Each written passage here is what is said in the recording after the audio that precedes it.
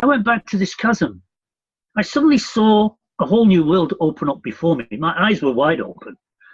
And basically, I was shown two worlds. I was shown a most beautiful world and an horrendous world. And it came to me, and I was shown that these two worlds were available to us. These were the two worlds that were available to us at this time on the planet. One was incredibly gorgeous, a place of immense magic where all things were possible, where imagination crowned all. It was a world and a life of a fairy tale, where, like I say, where everything is possible. The other world was a nightmare. Where other world was, I suppose you'd describe it as hell on earth. And this world was a world that I would want no one to go to. And seeing these two worlds that I was shown, I looked at these worlds and this magnificent vision. It lasted 2 hours long, so I can't really get into it. That's a story in itself. But it was a whole vision.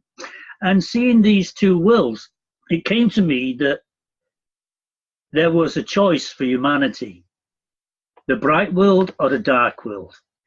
And I decided I'm going for the bright world. I'm going for the beautiful world. And then it just came to me again. I know what I'll do, because I thought, well, what the heck am I going to do? I'm a chauffeur. I'm not like a TV personality. How am I going to reach out and tell people about this beautiful planet? And then it just suddenly dawned, oh, I know what I'll do. I'll become a writer of fairy tales. I'll wander around the planet explaining to people the beauty of the earth through beautiful stories. And I will write these stories, and these stories will come to me through what I see. And then I will, through this way, encourage people to preserve the beauty. I will spread a message of beauty. And then my next thought was, why me? And then I immediately thought, why not me? I've traveled my entire life. I've seen the planet. I've cycled, and I've come here to this very spot in the middle of nowhere to have this vision. Why not me? And then I just looked in and I turned away, and I could see many things. I could see I was going to China. I could see I was going to the Amazon. I could see I was going to Africa. I could see all of these things, but the one thing I didn't see was the fact that I would be walking through all of these places. I was thinking I'd just travel around, boat, ship, plane, whatever, but never dreamed of walking. If I did, that probably would have scared the heck out of me. But by 1990, I was walking. I was walking from Canada to South America to draw attention to the first United Nations Earth Summit in Brazil in 1992. And I left with enough money for 1 month, and I ended up walking for 2 years. If I can't fly there, I'll walk there. And ultimately that led me to walking around the planet, and that in turn led me here in Chile, practicing and moving towards a life of environmental sustainability. I went right into Sarajevo. I went right through the war. And yes, I went right through the war. I was arrested 6 times in 2 days. I was shelled 3 times. I went through the tunnel. It's an historical monument now. It definitely wasn't historical when I went through it. I went through trenches. I walked from the moment I got out of Zagreb, I was hearing the sounds of war. And then walking from Split through to Mostar, really began to get into the war. Every step I took, I had to watch out for mines. I opened the shutters on the window, and boom, there was the war. That was East Mostar, that was Bosnia, and it was blown to smithereens. It was incredible to see the difference. And I thought, oh my God, that's where I'm going to next. And then I crossed into East Mostar, and then amid all of the bombing, and from then on, I had to walk a week through what I call the Valley of Death. It's fighting on the outside and it's fighting on the inside, and it was insanity.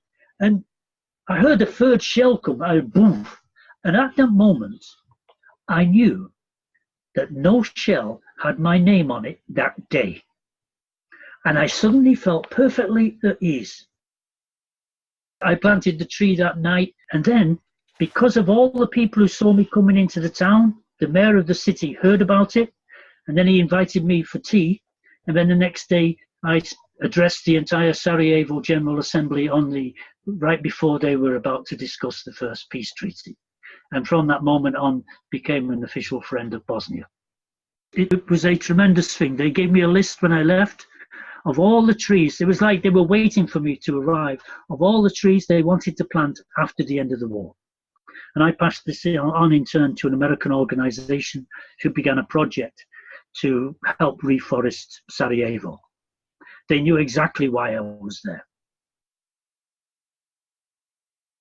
We have no electricity other than the solar. We have solar panels, and we don't have much, but we run on DC power, which means that even the computers, we don't use much electricity, but we can be online all the time.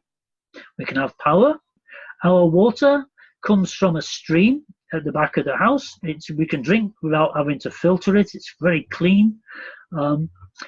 For several months of the year, in the summertime, we do not have water in the stream. It runs dry. And so we have many gardens. We've dug out 19 ponds. Wherever we plant a garden, we end up creating a pond. And all of the water from our greenhouses and from our roof, from the rain over the winter, is collected into these ponds. And then this water carries us through all the way through the year. Become conscious of every single thing that you use because it's vital to our existence.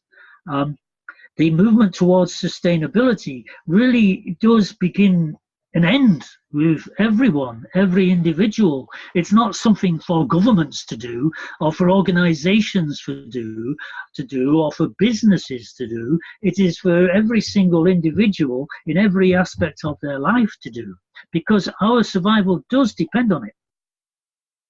How have we got to the stage where CEOs, lawyers, politicians earn millions of dollars, and yet we begrudge paying a farm worker a few dollars to get us the food that we eat, when these other people, they don't supply these things that we need to exist?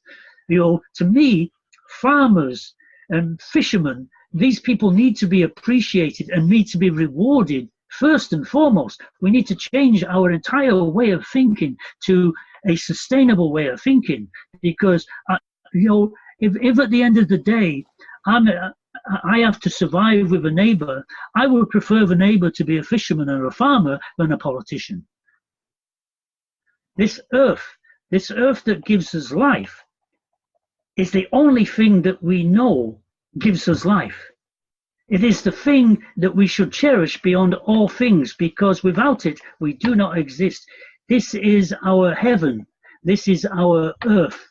This is our future. This is our past. This is our life. This is our birth. This is our death. This is the only true thing that we know. We need to protect this earth as if we were protecting life itself, because that is exactly what we are doing. Hello and welcome to the Truth, Health, Freedom podcast, episode 14. Today's guest is Paul Coleman. He's a chap from just down the road in Altrincham, and I sat down with him a few days ago and recorded the most fascinating interview about his life and his journey, literally a journey, not just metaphorically. He began his life in Altrincham, as I say, and somehow ended up traveling the entire world, walking much of the world. He's walked about 50,000 kilometers through 39 nations, spreading a message of the beauty of the earth and our need to protect the environment and conserve nature.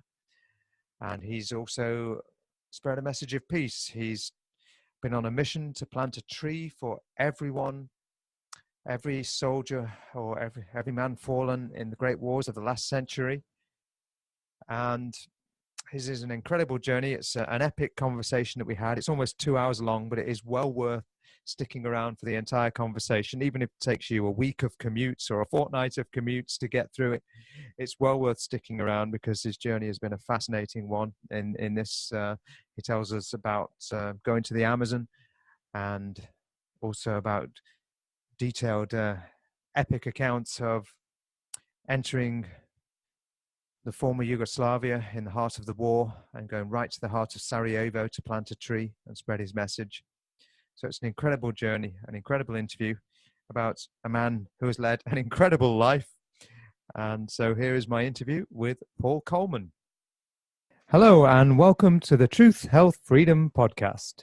Today I'm very excited to be going live to Chile to talk to someone who's from just down the road. And my guest today is Paul Coleman, also known as the Earthwalker. So welcome, Paul, to the podcast. Thank you. Nice to be here. Now, I don't know a huge amount about you, so I'm going to be learning along with my listeners here. But I believe you come from not too far away. I'm in Wilmslow in northeast Cheshire, just south of Manchester, and you come from nearby, don't you? Yes, I come from Altrincham. So how did you get from Altrincham to Chile? Well, on a journey of about 45 years. Okay, shall we start at the beginning? You were in Altrincham as a young man or young boy, and what took you away from Altrincham? What was the first step on this long 45-year road to Chile? Where did you go from Altrincham, and what was it that sparked you onto this path? Well, essentially growing up in Manchester, in and around Manchester, living next to a scrapyard, an old ammunition factory in front of us, a council yard behind us, knowing that you would never dream of drinking out of any river or stream because you'd die of some sort of contamination. I wanted to see a beautiful world. And I would read these books, and the place that specifically interested me the most was the Amazon. And I dreamed of going to the Amazon, of leading expeditions, wading through Piranha infested waters, meeting up with the Indians. And it was these dreams that led me to travel the world. First on the British Merchant Navy, hoping to get on a ship that would one day take me to the Amazon. That never happened, but I sailed all over the world for the next 7 or 8 years, everywhere but the Amazon. Then I worked on private yachts in the Mediterranean, ended up in the States, migrated up to Canada, got a job as a chauffeur to a tremendously wealthy old lady. I worked for her for 10 years. She had homes in Canada, Florida, Britain. I would take her all over the world. And for me, this was the best job imaginable.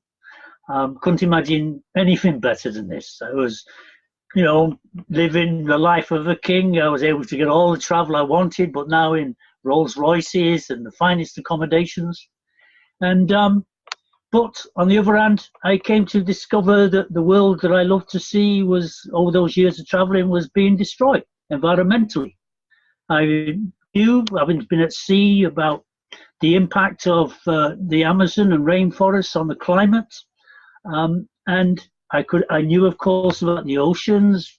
They were only just beginning to get polluted when I left the Merchant Navy, at least polluted to the extent we know now.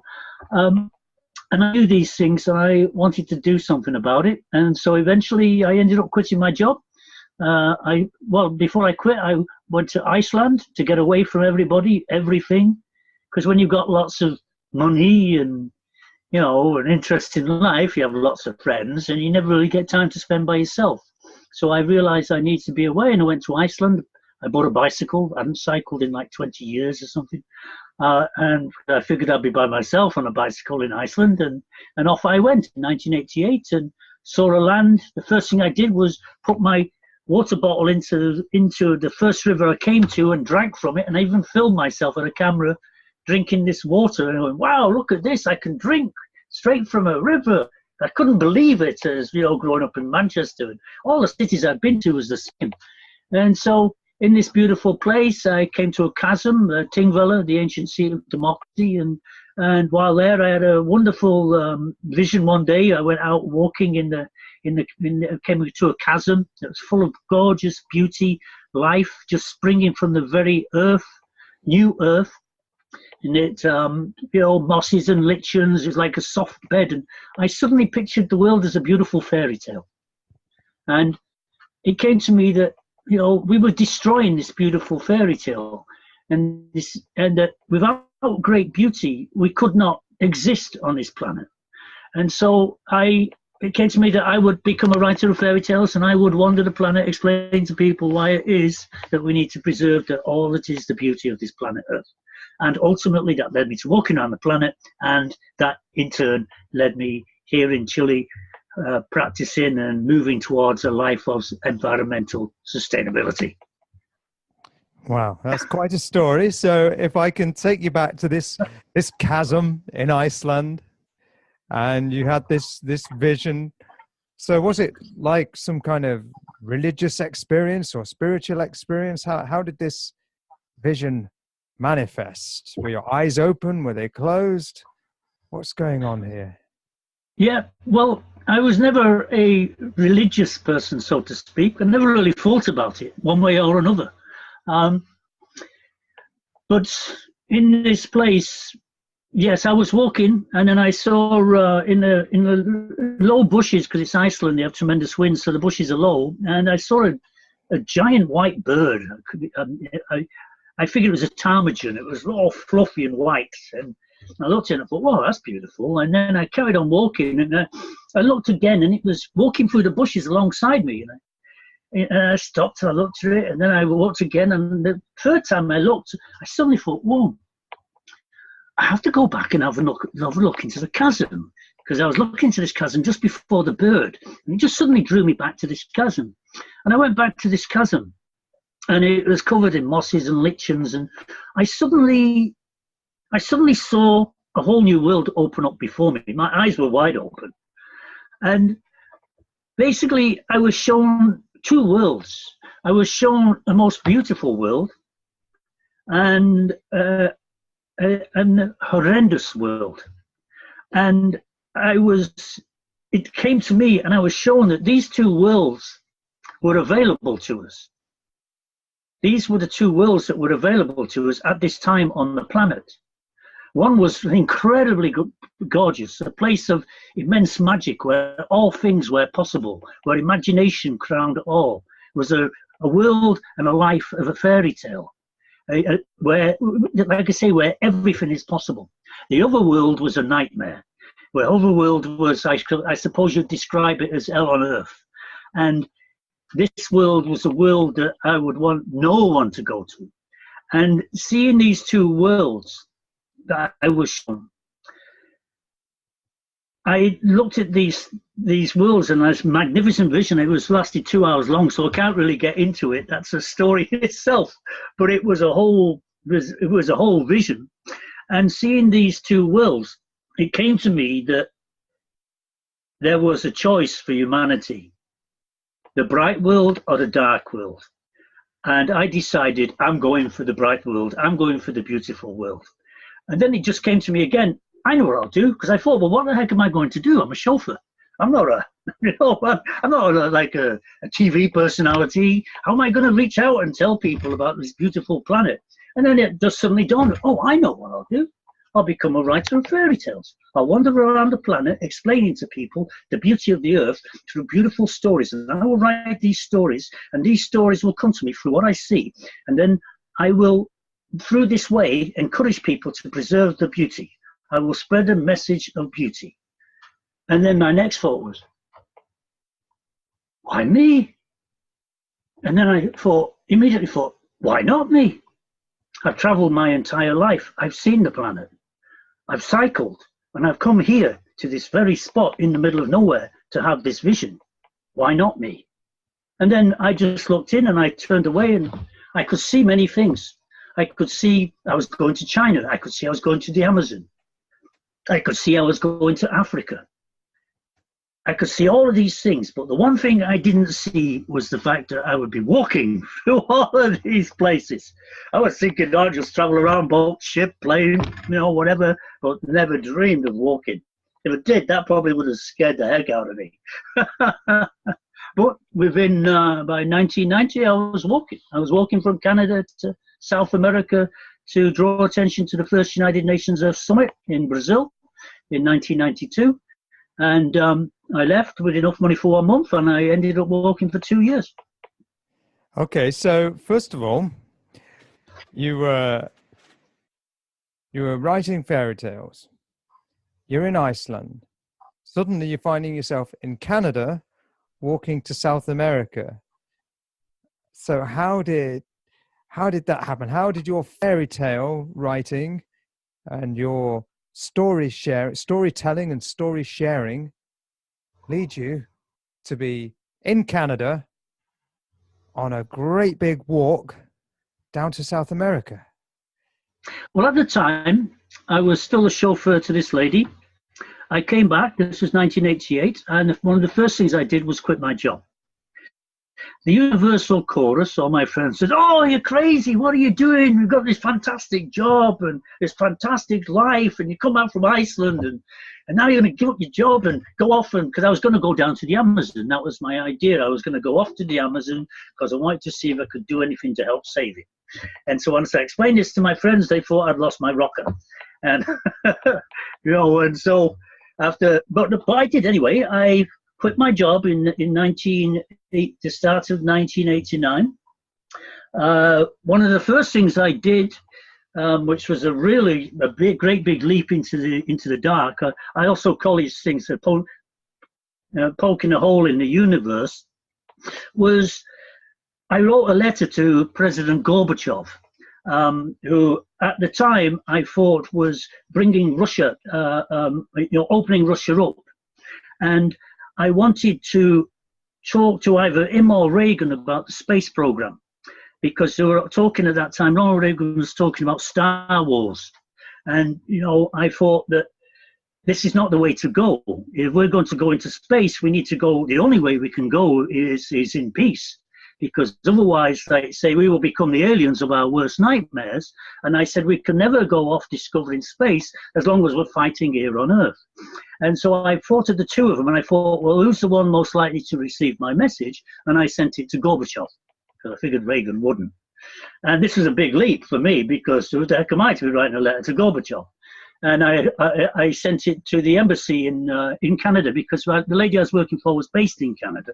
And I half expected the CIA to come knocking, because this was before the end of the Cold War. I was really expecting to be grilled.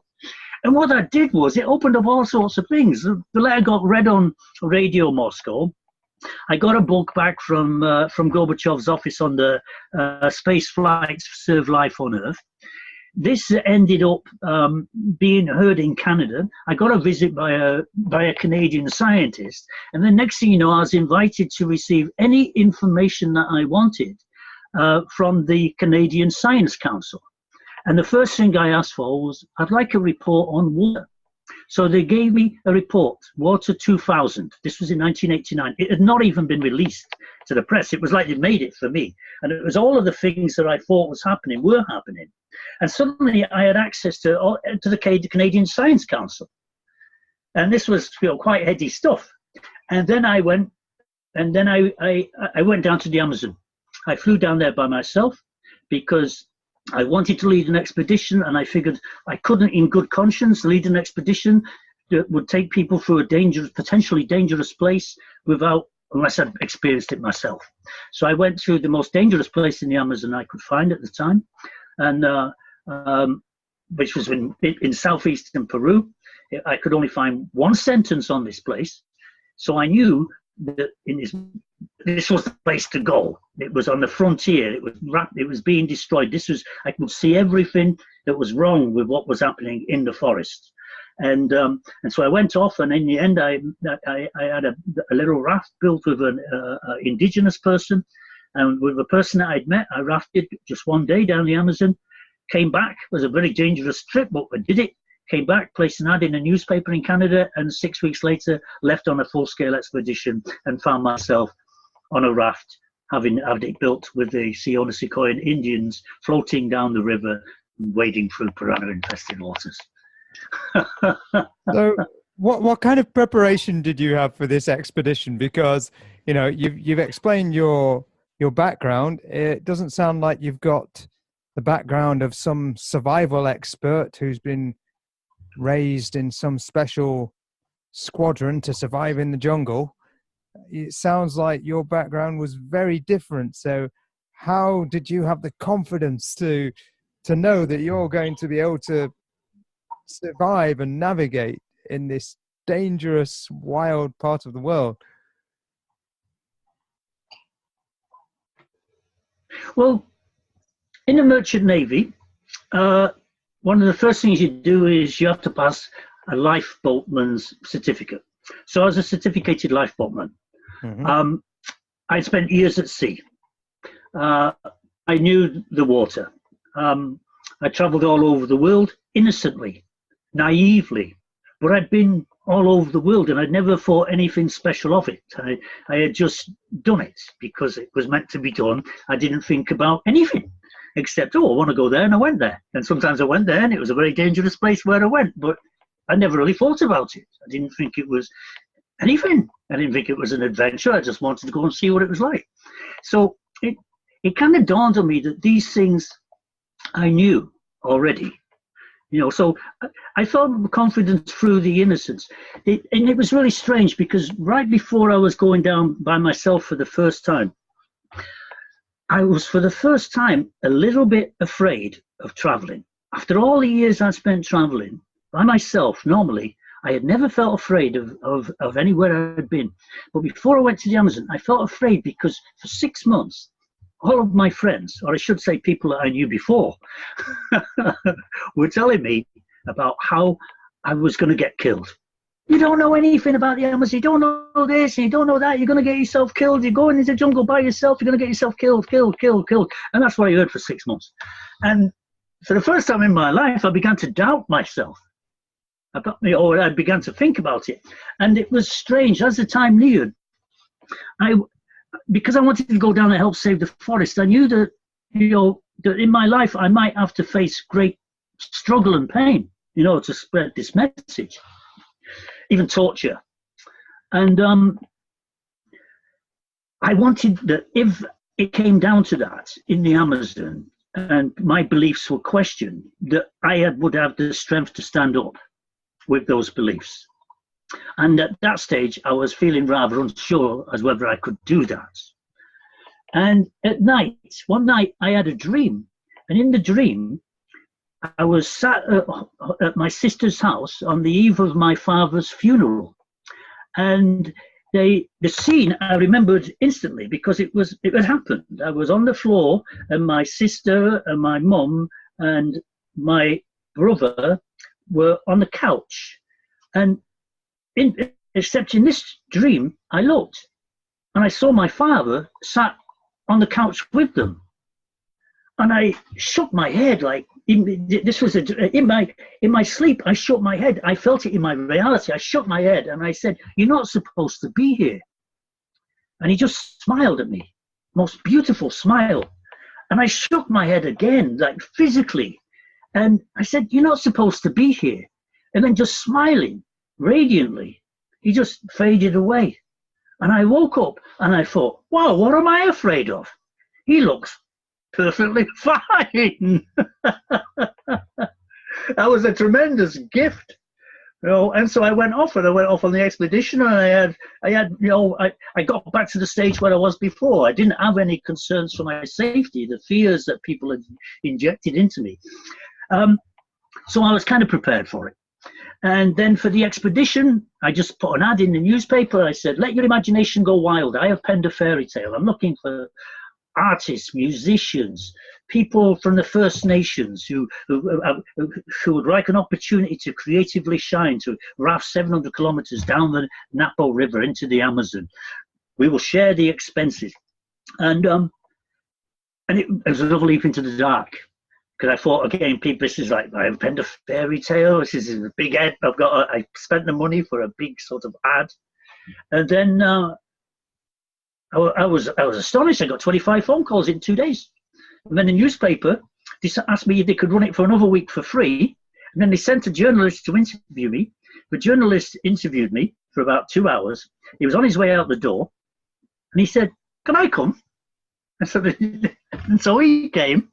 And the newspaper covered his expenses. And not only that, he is now the founder, chief executive officer of the only living rainforest exhibit in Britain. So all sorts of magical things happened in the preparation of this trip. Wow. So where is this exhibition in the UK? This is the Living Rainforest exhibit, and it's near Newbury, down in the south. And it is it's an institution. It's a British institution. It's big. It's an actual, you pay money to go there and you see giant plants and monkeys and all sorts of things. I mean, it's getting bigger all the time. And this was great because Carl, when he came to interview me, he was only 21. He just got out of university, an absolute brilliant kid. He could speak Spanish, which was fantastic, because we're going down there. He went to university, I think, when he was 15. By the time he was 18, he graduated. He was now he'd done independent rainforest studies all over the world. And one of the things that came out of the expedition was he asked myself and two people who came with us to write him a reference for his Rhodes Scholarship. And they had 6, and 3 of them came from our expedition. And he won his Rhodes Scholarship. And he went to Oxford, doing the first independent rainforest studies at Oxford, and then went on to create this institution. Mm-hmm. I'm actually an ambassador to it, charity ambassador. Amazing. So on this expedition down the Amazon, what kind of adventures occurred? All these guys on the raft. Right. Well, it was actually 4 guys and 4 girls. 4 guys and girls? Yeah, 4 guys, 4 girls. The 3 of the girls were artists. Another one was a student. We had 1 Amazonian tribal leader, a Filipino cameraman. We built the rafts. We arrived into Ecuador, went into the furthest place of civilization we could find. We got on a little dugout canoe eventually, ended out in the jungle at a tiny village. And it was incredible because we arrived, unannounced, of course, at this village at the end of civilization. And then there's like a cliff because the river rises very quickly overnight. So we couldn't see the village. And then we're kind of like offloading all of our bags. And this old man comes down in a blue smock. That's all. Just comes down the cliff, walks up to us, shakes our hand, doesn't say a word, and then just turns around and walks back. And this was the greeting to the village. Now, all of us, I remember saying, I felt like we were aliens. like if this guy just appears, out, and then we just arrive and he just greets us, we could have been aliens for all he concerned. It was as he was concerned. It was the same sort of welcome. It's the most beautiful thing. And then we followed him, because I said to Carl, actually, the guy who's with the Rainforest exhibit, I said, "What do you think you're supposed to do now?" He said, "Follow him." So I said, "Yeah, let's follow him." So we followed him up the slope, and then there was this tiny village of straws and on stilts, and then he just pointed, and he pointed to a straw hut that was raised off the ground and open, and that was where we slept for 7 days, and then we built the rafts with these people, and it was the most wonderful thing. I wanted to build the rafts with the people because I wanted not only to create a fairy tale to bring back and talk about the beauty of the forest for the rest of the world, I wanted to leave them something too. And I figured that they would get to know us through work and we would really get to know them and we would establish a relationship. And that's exactly what happened. And at the end, they paid us the greatest compliment. We were about to leave the next day, and the elders came. All the village came in best blue robes, and they even had like a little red band on their head. And they said, we don't usually trust people who come and visit us.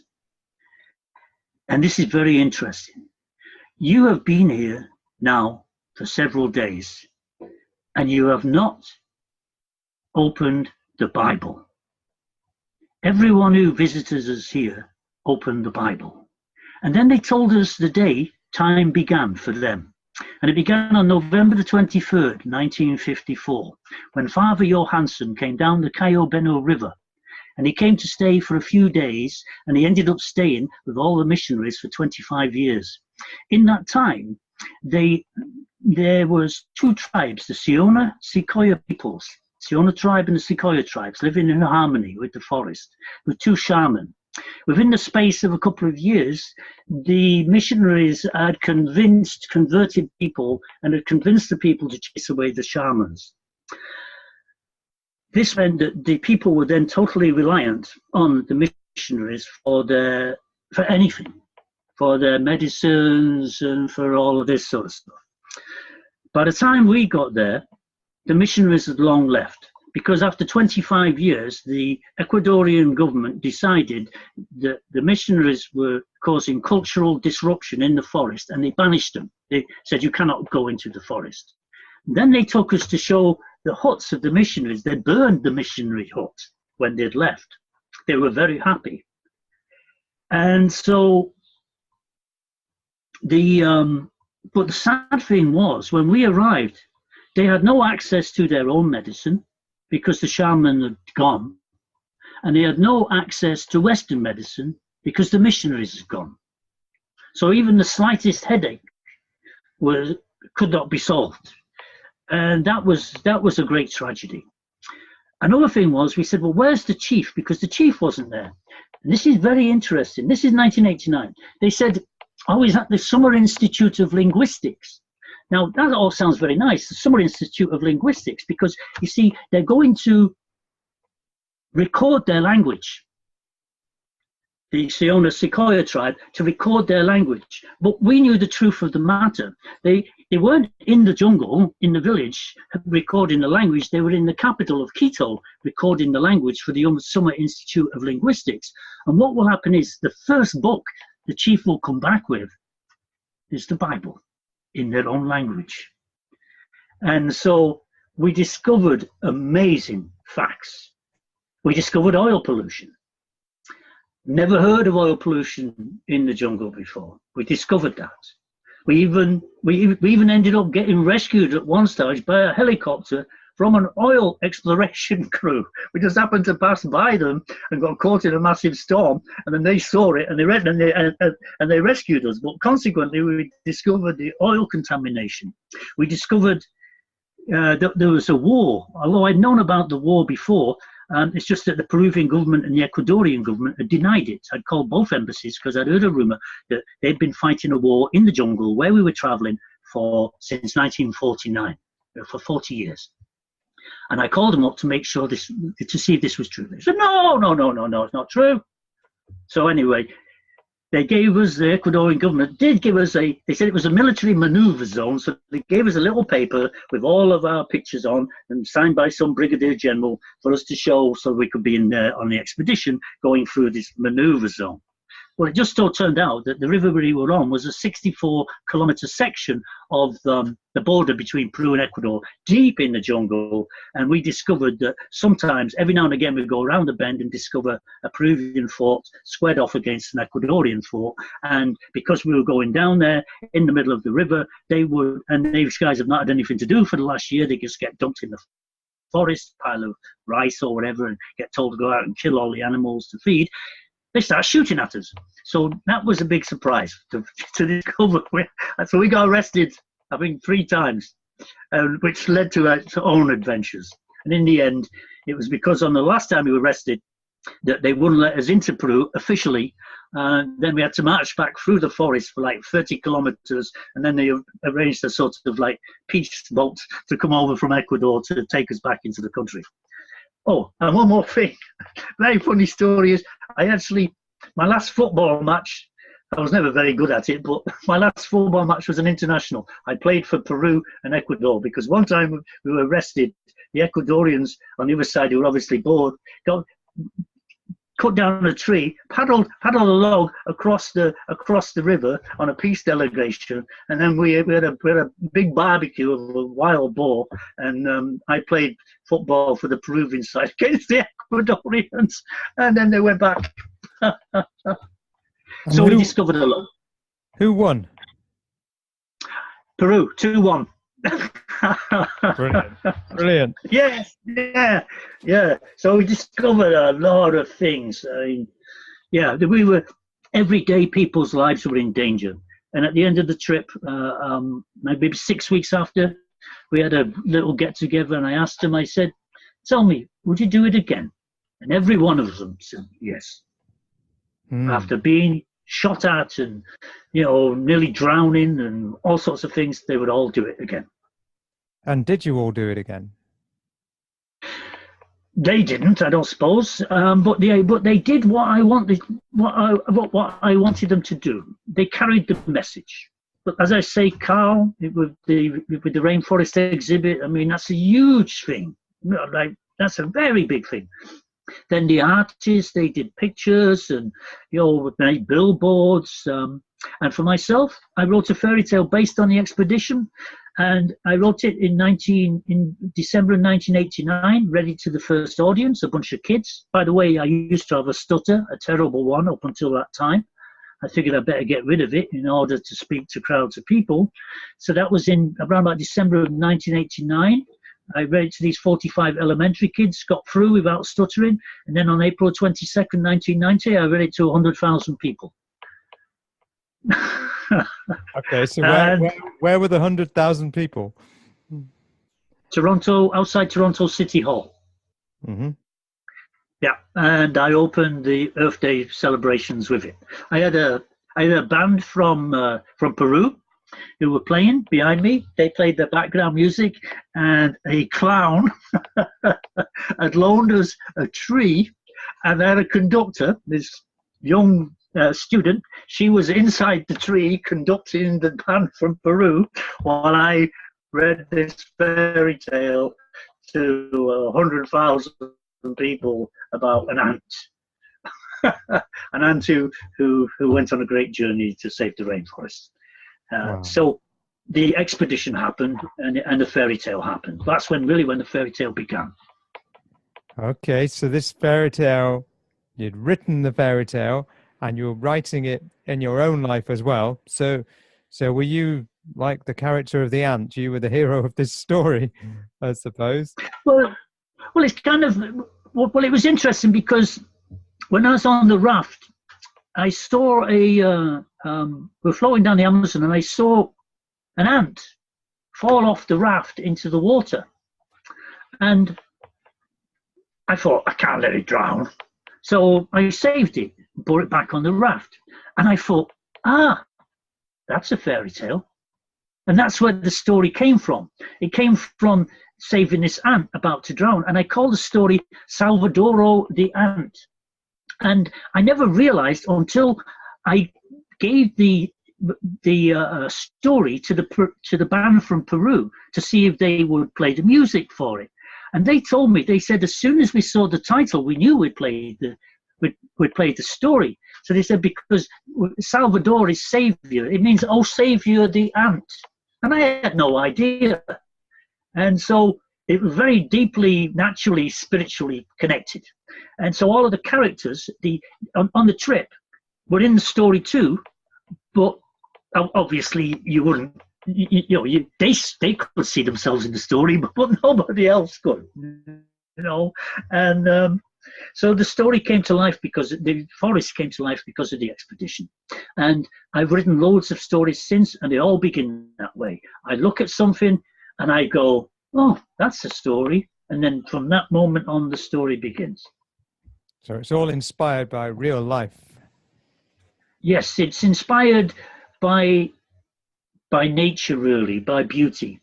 Um, yeah, by an event, and I have the, I guess, unusual ability to be able to climb into the insects and the creatures, especially the creatures that people kill, that people are afraid of, like the ants, the tarantula. For instance, what was the first thing that happened? I brought the people down on the expedition into the jungle to show them the beauty, and we're in the jungle on the first day working with the Sequoia Indian people and taking the trees out of the forest, and up pops a tarantula. And my first thought, oh, tarantula, because it's beautiful. Everyone, what tarantula? Whoa, and everyone starts jumping up and down, and the first person that sees kills it. And I was like, oh my God, I don't believe it. I bring people into the forest to show them its beauty, and the first thing they see, they kill. And so that's tarantula became a character. And he's a character he sings the blues, all because he's big, hairy, and ugly. And everyone's afraid of me, all because I'm big, hairy, and ugly. But I'm not sorry, for I can sing the blues better than anybody. And so I give these characters that people are afraid of a sense of beauty, so people can understand that beauty exists everywhere, and especially in nature. And so that's what I do for the stories. That reminds me of what happened to me here the other night. I was sat on my lawn maybe 2-3 evenings ago, and the song "Everything's Beautiful in Its Own Way" just came into my head, just in that moment. And it's true, and it looks like that's precisely what you're bringing to life in your stories. You're showing the beauty where not everybody sees it. Yes, yeah, and I've seen this in other places too. In Africa, I was with a Japanese friend, and we were walking through Zambia, and we were staying in a teacher's hut, and this teacher's hut was very basic, to say the least. And we walked in, and we saw a big spider, like a foot wide with the legs. I mean, something you really don't want climbing on you in the middle of the night, And we saw it, and we just asked the guy, our host, if it was dangerous, if we had to be careful of it. And it was the biggest mistake. When I asked it, I knew immediately I shouldn't have asked that question, because the next thing he appears with some sort of spray and starts spraying this creature, and then it runs off on the wall, and it went out of the house. We go, no, don't kill it. It went out looking like it had been in a war. I'm like, oh no, I felt terrible. But I call this insect karma. I'm sure on that night, that was the night I got malaria. We got malaria, both of us. And then 5 days later, I was nearly dead with malaria in the middle of the Zambezi. And so we traced it to that event. It's these sort of things are very, very real, and I like to point out that, everything we do really does have some sort of reaction, can come back at you in the strangest of ways. So insect karma to me is, I've saved insects from drowning. I saved a wasp from drowning in Africa. I was sat on this tiny little, dam, a farm, and I saw a wasp, and I got a stick, and I managed to get it out, and it was on the stick, and I was watching. I thought it was actually dead, but it was on the stick, and then I noticed him shaking. And I was like, oh, poor thing, I've extended its torture, its pain, and he's shaking away. And then I noticed it vibrating. All of a sudden, his wings flashed. I was like, wow, it's going to take off. I was so excited. And then I had my eyes on it the entire time, and all of a sudden it flew off and woof, straight towards my eyes. And then woof, it was gone. It's like a big thank you. 6 months later, I was drowning off the coast of South Africa. And this huge wave picked me up and carried me to the shore, and I remembered that wasp. So, yeah, nature is a wondrous thing. So everything we do has a consequence. Yes, it does. Knock-on effects, and like you say, comes back to either bite us or save us, depending on what we've done. Yes. Don't mess with insects. So back to Canada, you know, as I said in the introduction, you are also known as the Earth Walker.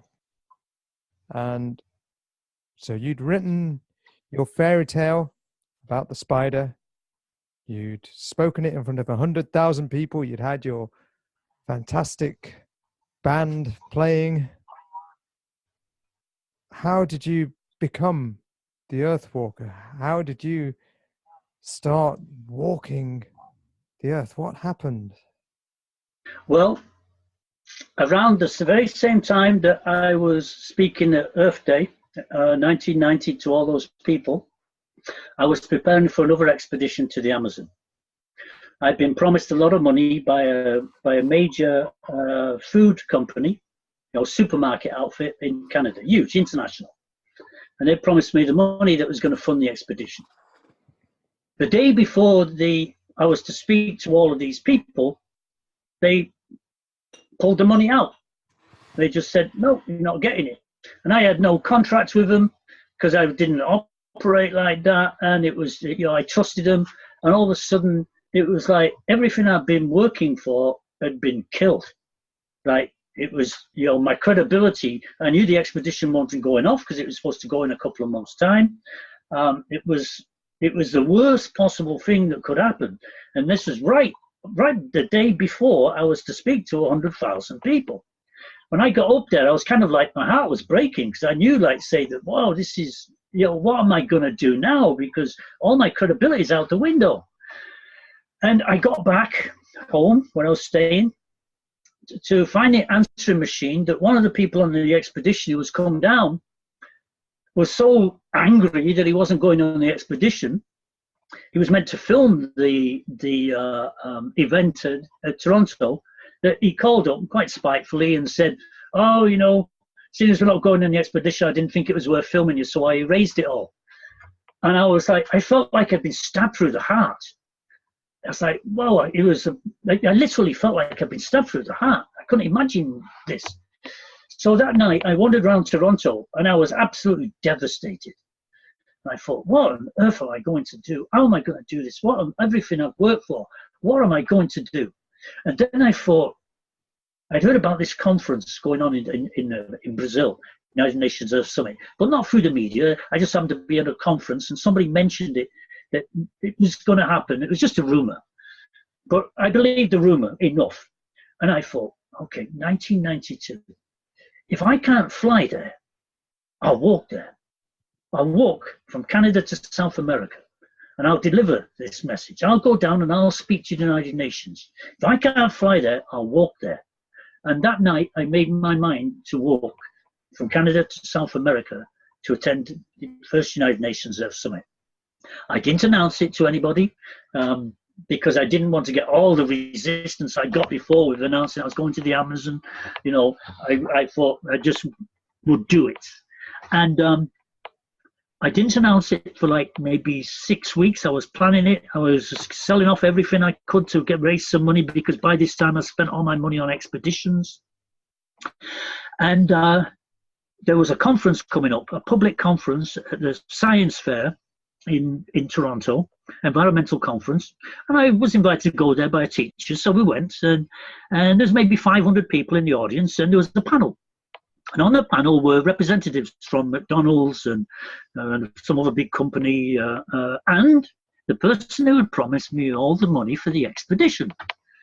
And this person got up and explained how we should live our lives a fairy tale, and that the Amazon was a fairy tale. And basically, he was using everything that I had done and said and was holding his conference about this fairy tale that was, I wanted to lead a fairy tale expedition. Everything he was talking about came out of my expedition. And I listened to this, and I got rather angry. And I couldn't wait for him to stop talking.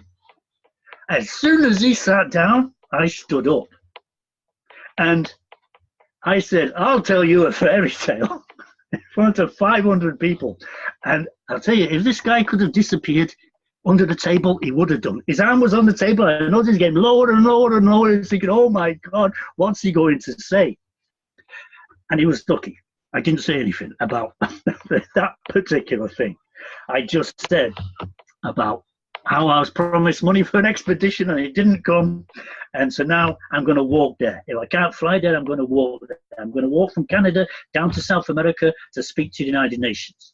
And the moment I sat down, everyone started clapping, like hundreds of people. My teacher next to me was absolutely in shock. And then a few weeks later, I left.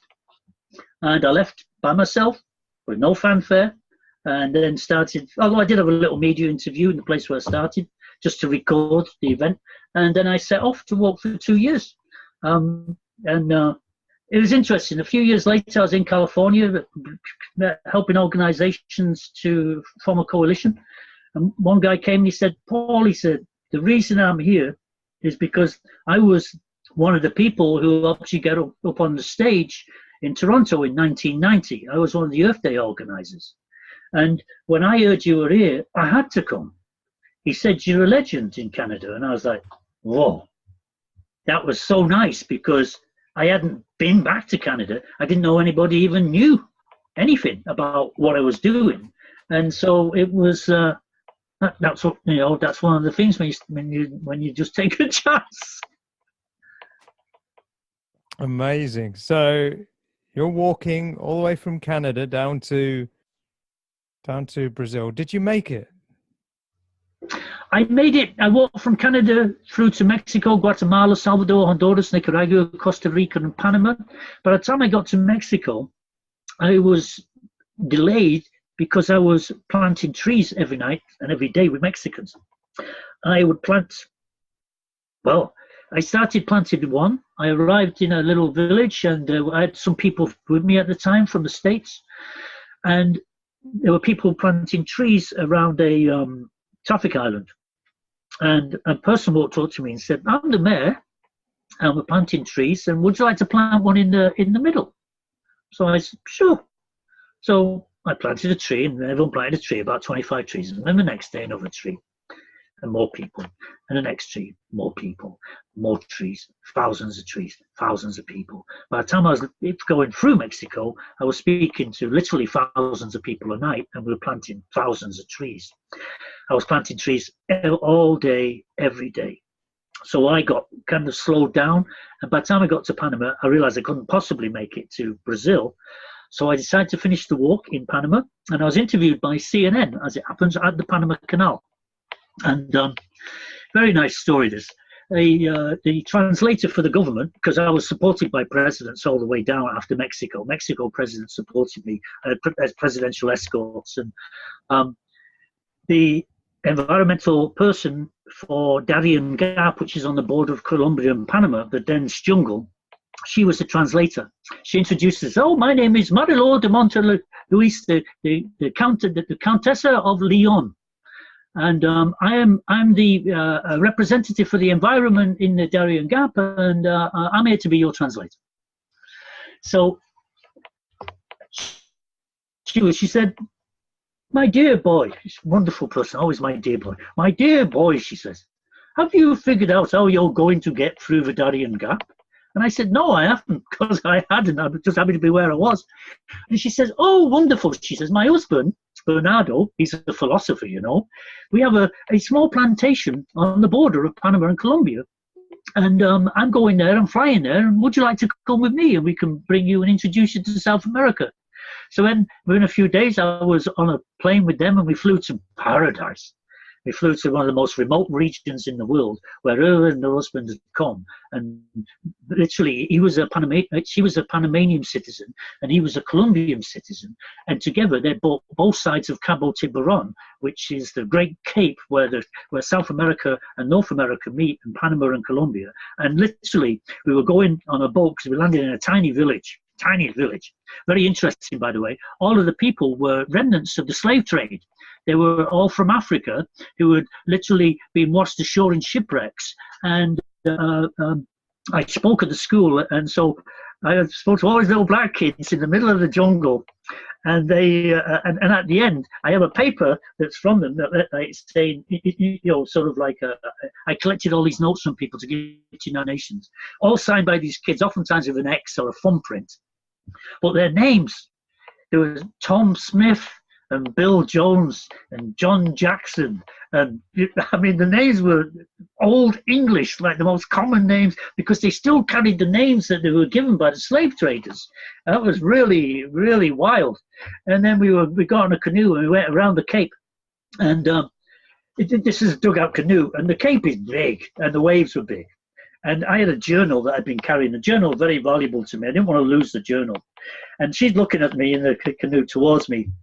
And she must have noticed I was a little bit concerned. I was concerned about the journal getting in the water and ruined. And then she says, "My dear boy," she says, "you wanted ecotourism? This is ecotourism." She says, "My husband and I, we've swallowed the border, not for drugs or for war, but for nature." And then I stayed in this absolutely gorgeous place on the other side of the border in Colombia. And the only communication was a shortwave radio. So she got on the shortwave radio and gave me the most formal introduction imaginable.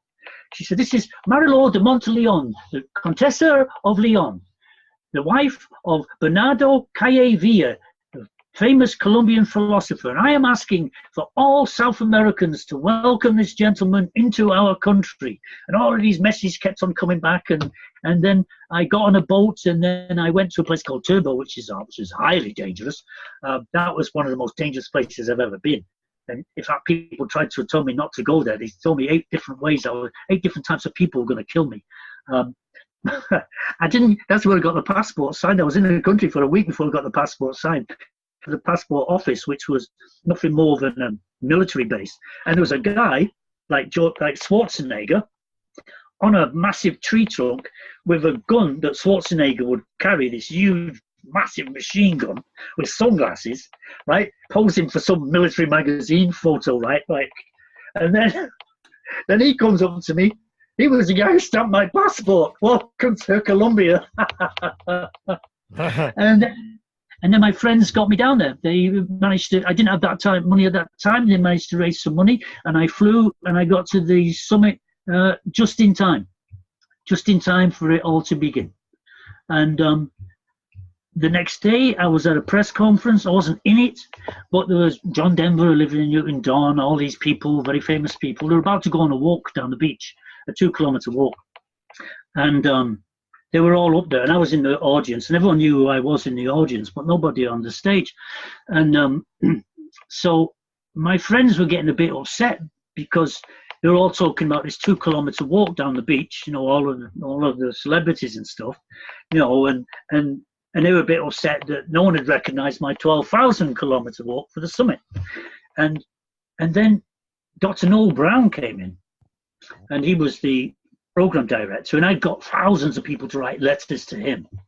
And he got up there and said, "Oh, and by the way, I'd like to introduce Paul Coleman, who's walked 12,000 kilometers to this summit." And literally all the media turned over to me, and one of the people was from Canada. And he came up to me and said, "Can I interview you later?" So I said yes. And so we went onto the roof of the building where it was, and he interviewed me. And then afterwards, he said, "I wouldn't have even been at this summit if it wasn't for you." He says, "I saw you being interviewed by CNN at the bridge in Panama. And I was thinking about coming down here. Should I go? Maybe not. It's a long way, a lot of trouble. And then I saw you and I thought, God, if he can walk there, I can go. So I bought a ticket, and now here I am." And that guy was great. He donated $1,000 each to a little Mexican girl who had come down to the summit that I'd met, and a Brazilian Amazonian chief that I also knew. He helped them a lot. So that's how I got there. So you're at the summit. Did you make a speech at the summit? What was your main role there? Once you'd got there, you'd got all that way. Yeah. Apart from being interviewed by the press, were you able to interact with the delegates, with the officials? Were you able to have your say? The meeting, like say the presidents and things, that wasn't really going to happen because they separated like NGOs and the official government side. NGOs, loads of people, of course, knew me because I'd met loads of people, and as it happens, there were a lot of people who were at the summit because they'd met me. A lot of people came down from all over the place. And I got to speak. I was an ambassador to something called Campaign for the Earth, which was very big at the time. And they had a huge stage auditorium. So I spoke there. I spoke with, it was really interesting because I was going to speak by myself. And right before I was about to speak, a journalist friend came up to me and said, "Paul, there's an Amazonian chief been wandering around looking for a place to speak." And he said, "I thought of you." And he said 2 weeks ago, he didn't know this summit was happening. He just got a message in his head to come. He had to leave the forest. And so he came, and so could he speak with you? And his name was Chief Kopi Kahoki. And so he came to me, and this guy was great. I mean, like, even had the drums in his ears, like, full on Amazonian chief. And we really hit it off. We became very good friends. And so we spoke together, me and him. And then I also invited the little girl, Carolina Garcia Trevisi, whom I'd met in Mexico, who was, I guess, inspired. Well, she was inspired by me. She ended up writing a letter to the president, and the president sent her down as a representative of the country. So on one side of me was Carolina, a little 11-year-old girl from Mexico, and the Amazonian chief. And so the three of us spoke together. Of course, I was speaking here, there, and everywhere, but that was the main speech. And then afterwards, Dr. Noel Brown, I had lunch with him, and then he told me that I had been chosen to receive the Earth Achievement Award, which apparently didn't exist at that time. And he said, he said to me, "But we'd like to get to you at the start of your next walk." And I laughed. I said, "You got it. No kid. I've only just finished this one. I'm not doing this again. No way. No way on earth am I doing this again. This has been bloody hard, I mean, I want all a bowl of cherries, I starved half the way. I mean, it was extremely difficult." And I just laughed. But then 2 years later, I was walking again. So the next walk, what got you? You'd sworn never again. So what was it that inspired you to walk again? And I read your little biography that you sent me, and it said 50,000 kilometers, 39 nations. So you must have changed your mind in a big way. Yes, I was in California after the United Nations because I'd met a lot of people, and by now, of course, I had a reasonable amount of credibility. And I went there to unite. I had met up. This is very intimate. Well, the reason I was there is after the summit, I had heard about the 50th anniversary of the United Nations was going to take place. It was going to be celebrated in San Francisco in 1995, and I also realized it was the 25th anniversary of Earth Day was happening in 1995. And the two dates when the UN was created in San Francisco and the Earth Day were very close. And I thought to myself, and I was talking with someone at the time, what if we could create a coalition of peace and environmental organizations, because one of the things I discovered at the Earth Summit was that there were two major groups of people: environmentalists and peace and democracy organizations, but they were not communicating. They were two very separate things. They were, and for me, it's like they're not separate at all. These things are interrelated. And so I was quite surprised by this. So I thought maybe we can unite them around these two events, create a coalition. So as it happened, my friend knew the manager at that time of Mick Jagger. And this woman had an apartment on Park Avenue. So we went there, overlooking Central Park. This was incredible. Went there in this beautiful, big apartment with paintings on the wall, masterpieces, and then her husband was Swiss. Very interesting character. He looked so comfortable in his life that he always looked like he had a smoking jacket on. Like one of these people you imagine comfortable in the armchair. He was like that. He wasn't smoking, but he looked like he could be, totally relaxed. And so they invited us to unveil our plan. And as it happens, they also invited the ambassador to the United Nations for Russia, the Russian ambassador to the United Nations. Him and his wife came, and a couple of other people. But the most important one for me was the Russian ambassador to the United Nations, who was also on the think tank of Gorbachev. And of course, whom I'd already been in contact with. So I was explaining to him my idea of connecting them and bringing the people together and everything like that. And then I was reading from the documents that I'd prepared. And I look up and he sat across me with his wife and he's giving me the thumbs up. And I'm like, whoa, I don't believe it. The Russian ambassador is giving me the thumbs up, to go ahead and do this thing in San Francisco. So I was like, okay, off I go, And so off I went. And by 1993, I was in San Francisco. And again, I had no money. It was difficult trying to pull people together. I created a sort of little coalition. I was living in a tree, in a redwood tree. I was living in a redwood tree in the forest because at first I was living in Golden Gate Park and that was a bit dangerous. But it was funny. The only time I ever ate decently was when I was pulling together the coalition. I'd arrange meetings and everyone would bring their own food. And I'd be able to eat some. So I'm meeting all these famous environmentalists and at the same time eating their food. So, and then one time, when I thought it wasn't going to happen, I was stood in one place overlooking the bay, and I made a decision. This is going to happen. I'm going to make this thing happen. And as it happens, I managed to meet the right people, and we pulled together a coalition, which is where this Canadian guy was, whom I'd mentioned before, who basically had helped me get on the stage.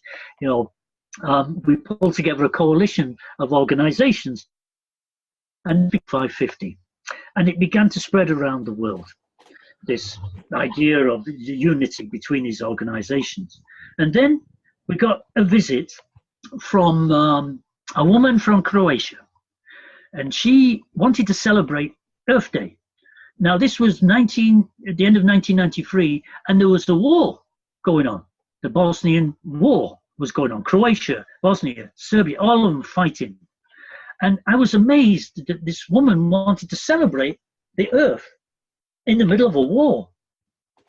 And I wanted to help, but even as a coalition, I thought, what can we do? We're a coalition, many organizations, but we're not that big to stop a war. And I really didn't know what to do. And then one night I was in my tree, which is a giant redwood, and I was wondering what to do. And then I suddenly thought, I know what I can do. I can walk there. Because I knew I could walk. I can walk there. I can walk from San Francisco to Sarajevo, and I can plant a tree in the middle of the war. I can plant a tree, and I can explain to people why it is that we have to stop war in order to survive, because we all need the Earth to exist. And I could explain the impact of war on the environment and how that in turn impacts on us and brings us into a never-ending cycle. And so on May the 15th, 1994, I started walking from San Francisco to Sarajevo to plant a tree on Earth Day of 1995, which is the 25th anniversary. And my idea also was, just in case people in the coalition might think life is tough, pulling together a coalition, because it can be. Everyone's got their own little ego things going on, and everyone wanting this and wanting that, and maybe I'm not going to do it, whatever. I thought they would, hopefully, maybe they see me going off to a war and think, oh, well, it's not that bad. It could be him.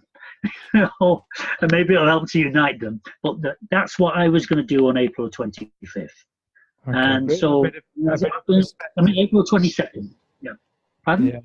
So it's a bit of perspective for them to, they could see, well, how hard walking all that way is, and actually pulling together the coalition is not so difficult after all. Well, it wasn't so much the walking; it was where I was going to, because it was in full-scale war. Yeah, I mean, they were being bombed every day. When I got there, they'd been under siege for 3 years. I mean, it was full-on war. And you actually went right into Sarajevo. I went right into Sarajevo. I went right through the war. And yes, I went right through the war. I was arrested 6 times in 2 days. I was shelled 3 times. I went through the tunnel. It's an historical monument now. It definitely wasn't historical when I went through it. I went through trenches. I was oh yeah. I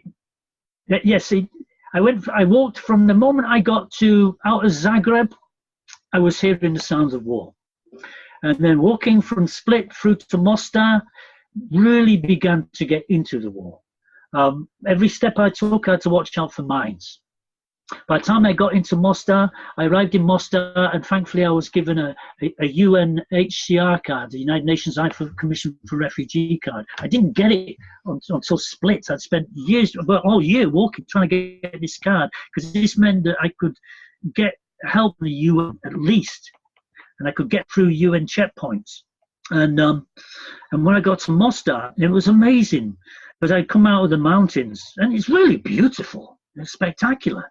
And I came down the mountain into Mostar, and I could hear children laughing, and I was like, wow, that's the last thing I expected to hear, because I've been hearing about Mostar being bombed and all this stuff for 3 years, devastated. And I walked into the city, and I think it was a Sunday, and it was kind of quiet. I was amazed, and I asked somebody about a hotel, if there was a hotel, any place where I could sleep. And they said, yeah, right there. It was just literally like 20 meters away. And I walked in, and it happened to be a UN hotel for UN personnel. And there were all of these people sat there in white uniforms and white tablecloths and linen, and they were eating. I was like, whoa, this is surreal, this is incredible. And then I remember being on the phone. I called from there, and I could stay there, of course, because I had this little card. And I called my friends back in the States, and I was explaining this.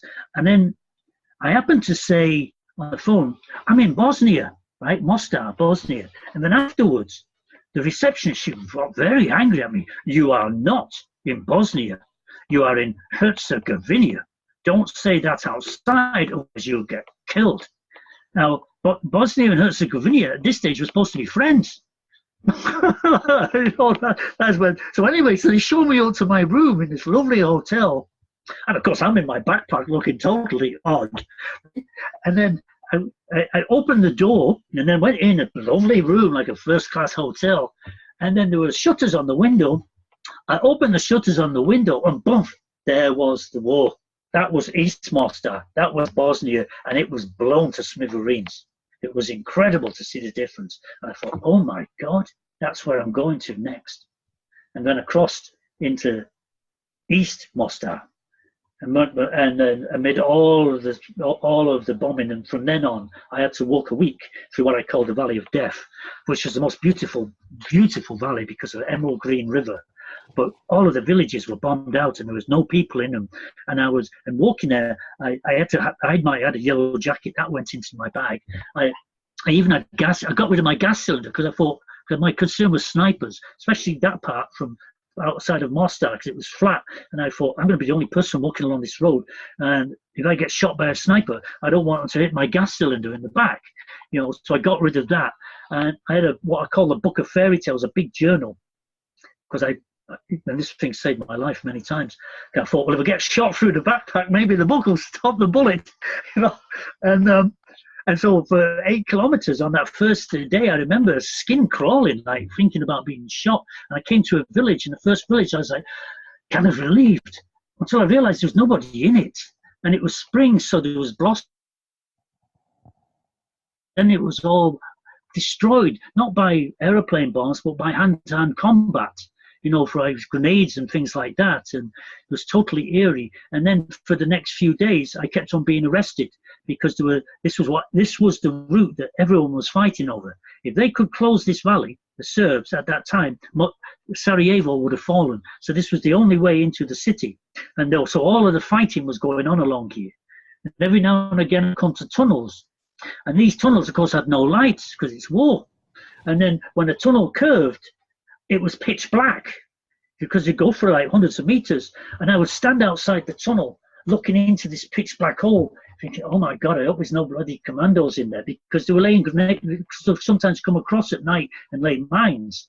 And so I thought, if anyone can see me standing on the outside, I can't see them. And then I'd have to walk into these tunnels, and I would not feel safe until I couldn't see my hands in front of my face. Then I realized that people couldn't see me either. And so I'd feel safer. I had my stick, and I tapped the side of the wall and tap the floor to make sure I was going forward. And then I would move, tapping very gently, very slowly. My ears would be listening to everything. And if I heard a noise, I'd stop.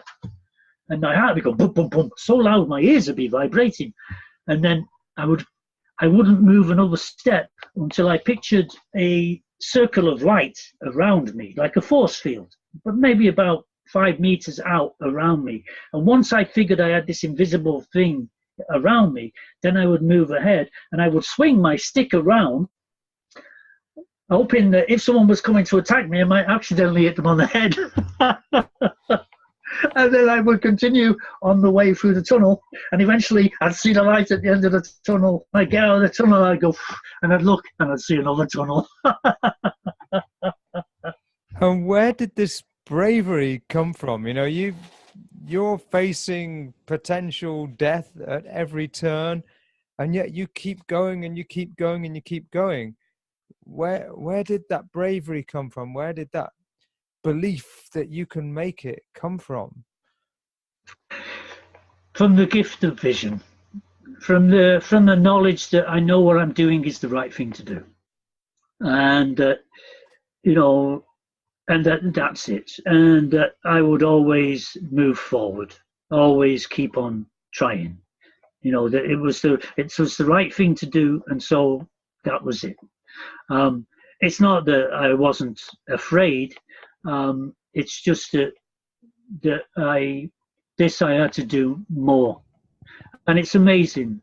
People especially in the States, so far away from the war, people say, those people don't care about the environment of trees. There's being bombed all the time. But it was untrue, because 80% of the trees had been cut down in Sarajevo in order to survive 3 years of siege. And I knew I had met people from the city who had managed to escape, and everyone was saying they were all supporting me because it was their heritage. Sarajevo had a tremendously green heritage. It was famous for its trees. So for them to destroy their trees was they're destroying a part of themselves.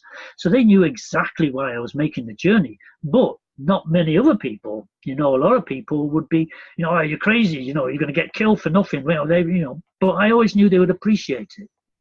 That's what kept me going. I realized that it was worthwhile. And then I got support in the strangest of places, I would sleep in a UN base when it was possible, but it wasn't always possible. And when I got arrested, as I did, one time I got arrested, the first time I got arrested was terrible. I felt like I was in a bad movie. I was arrested just literally about 25 meters away from a UN base. I was on my way into it in total safety. And these Bosnian soldiers arrested me, and I was dragged off and interrogated for 2 hours. And I was like, I don't believe it's like these movies you see where the good guy gets arrested, almost when he's there, And but then he spent 2 hours interrogating me, asking all sorts of questions. But I would always pull out my book of fairy tales. And this big book, they would start going through it. I'd written in it, I had stories in it, I'd handwritten it. And I always knew, once they went in and they did every time, once they started to look in my backpack, they would pull out this book, and then they'd open this book of fairy tales, and then the tone would change. And then they would go to helping me. And so this particular time, I made it into the UN base, and they told me, it was amazing.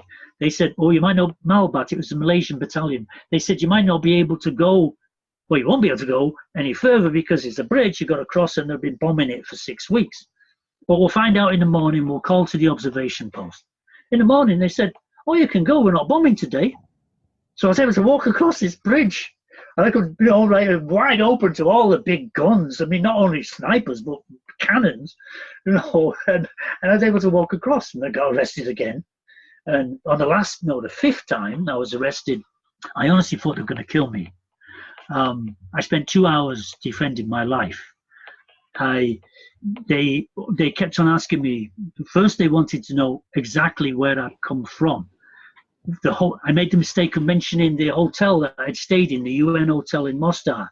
And then they wanted to know exactly where it was. And I thought, I can't really tell them that because I don't know who these people are. Maybe they want to bomb it.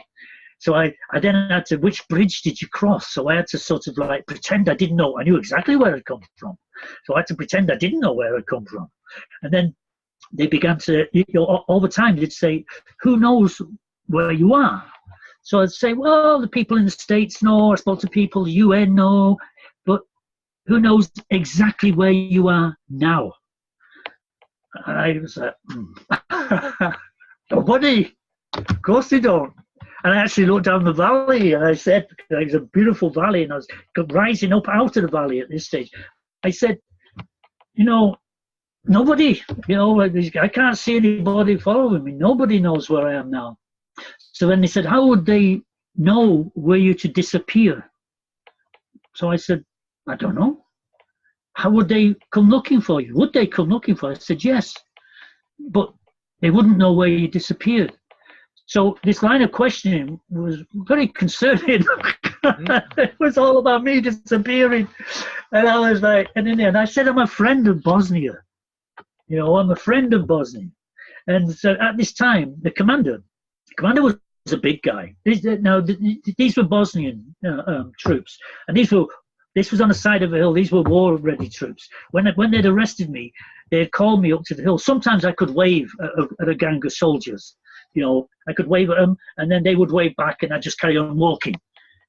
Sometimes it didn't work. And as in this particular case, I'd waved, but they called me up the hill, and I'd made the mistake of putting my bag at the bottom of the hill. So when I got up the hill to see them, they began to hit me. And I had water, and they took my water, and they began to treat me rough. In fact, the very thing that went through my mind was that I was Captain Cook on the beach in Hawaii. I don't even know that story, but Captain Cook was hacked to death on the beach in Hawaii. And I thought to myself, don't think that. Put that out of your mind. Try and be friendly. Think like Paul. Smile. Like the right going like this and punching me, and I'm like an idiot trying to smile like, okay, nothing wrong. Eventually they stopped it. And then it turned out one guy could speak excellent English. Excellent. So he was a translator. And I sat down with the commander. Somebody grabbed my bag up eventually, after all these questions, pulled out the book of fairy tales. The commander had it on his lap. And the translator said to me, he said, Paul, my dear Paul, I always address him like, my dear Paul, my commander would like to know, what religion are you? And I thought, oh my God, that's not the question I want to be asked in the middle of a religious war. I knew he was a Muslim, these guys were Muslim, obviously I'm not a Muslim. So I went all over the universe and I explained that I was, I was Christian Catholic, brought up Protestant, not really any of them believed in the universe. I explained my philosophy. And then he said, my commander would like to know, and the commander at this stage started thumping his chest. He says, do you believe in Allah?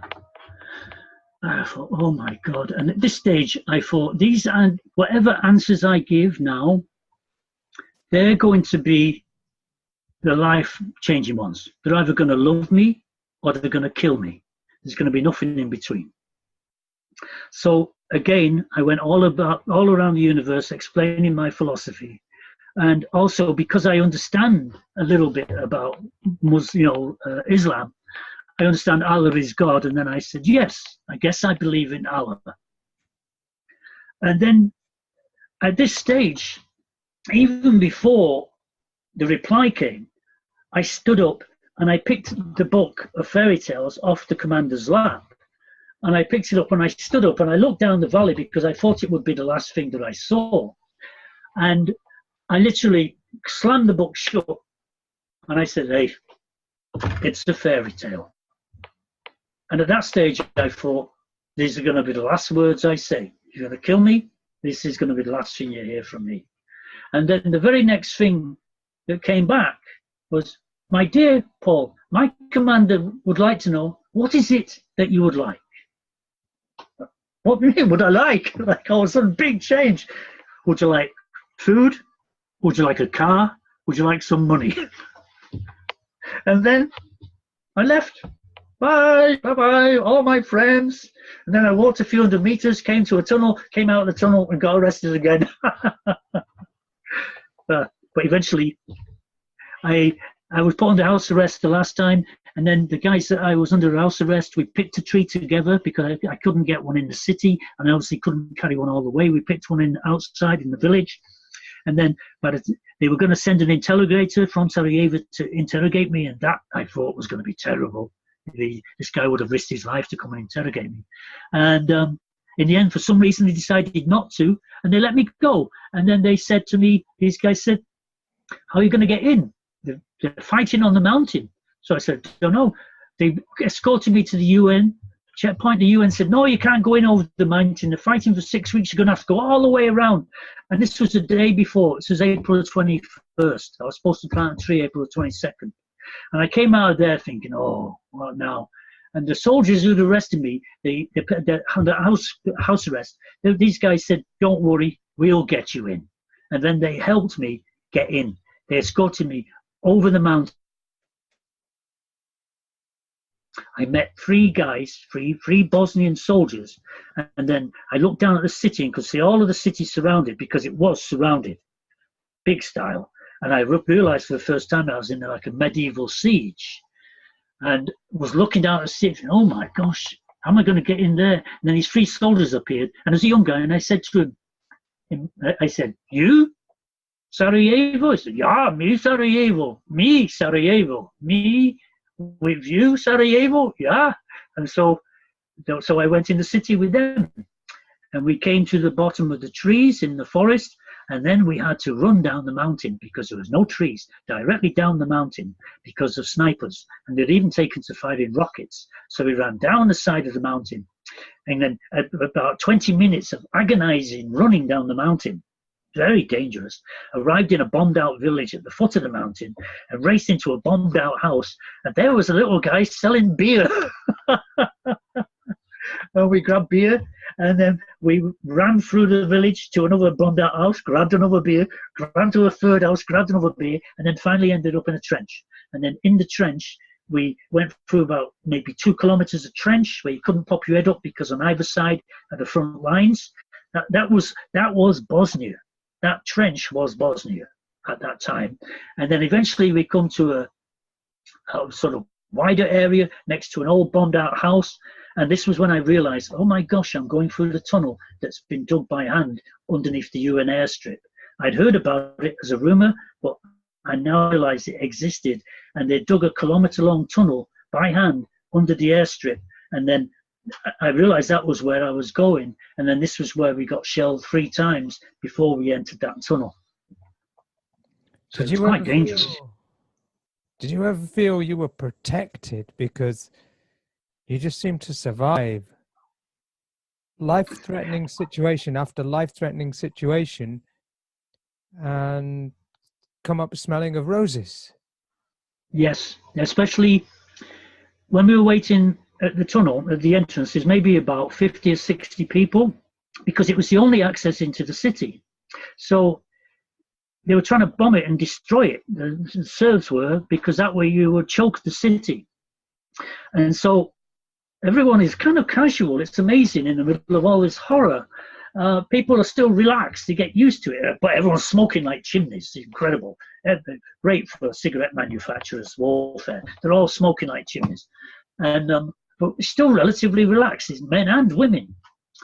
And all of a sudden, I heard a scream. Well, first of all, you heard a bump, bump, and the scream, like split seconds later, like just loud scream. And I knew, like everyone else, that a shell had been fired from a long way. And I was amazed how fast I and everyone ended up in the mud at the bottom of the trench, hand over heads, and then bang. This shell probably was only about 25, 30 meters away. In other words, they almost hit. And shrapnel came over the trench. And then I looked up, because in situations like this, I discovered that the best way to see the truth in people is to look directly into people's eyes. And what was nice, regular eyes, the moment I looked into people's eyes, everyone was black with fear instantly. And I presume mine was too. And then the next thing, two women came out of the house. The bottom floor was intact. Came out of the house screaming and panicking. And they were screaming and panicking to get away from the house, because they knew that more shells were coming in. And so they were screaming to get away from the house. And they literally came climbing over us, screaming on the way to get away from the house. Then another bomb came in. Bang! When the second one came in, the soldiers I was with, remember, picked up the bags, and everyone ran into the house. So, of course, I followed suit. I ran into the house. And of course it's dark in there, and I could just make out over in a corner like a cellar staircase, and there was two soldiers standing there, like obviously like guards. And it's dark in there, but inside everyone is fighting. All people, young people, they're all fighting to get in. Punches are being thrown to get into the tunnel. And I was stood there and I thought, my God, there's hell fire breaking out on the outside, and on the inside it's hellfire on the inside. Everyone's fighting on the outside and it's fighting on the inside. And it was insanity. And I heard the third shell come out, boom. And at that moment, I knew that no shell had my name on it that day. And I suddenly felt perfectly at ease. And I thought to myself, I wanted to put everyone at ease, but I thought, how do I do that? I wanted to laugh, because the situation was so crazy. But I thought, if I laugh, they'll think I've got shell shock, I've gone mad. I wanted to smile, but I thought if I smile, they'll think I'm stupid. So I thought, I know, I'll just radiate good vibrations. And the young soldier who was with me, you become friends, even though I never know his name again for life in this moment, he began to calm people down. And then people calmed down, and they calmed down enough to get into the tunnel. And because I think it was being bombed was the reason why I was able to get into the tunnel, because this was only for people living in Sarajevo. I came into the tunnel, and it was not, in many places it was below head height, and often with water. So, and there was only a light every 100 meters, and the fuel line going into the city ran along this thing. So I knew that if a bomb hits the outside, you're going to get incinerated on the inside of this tunnel.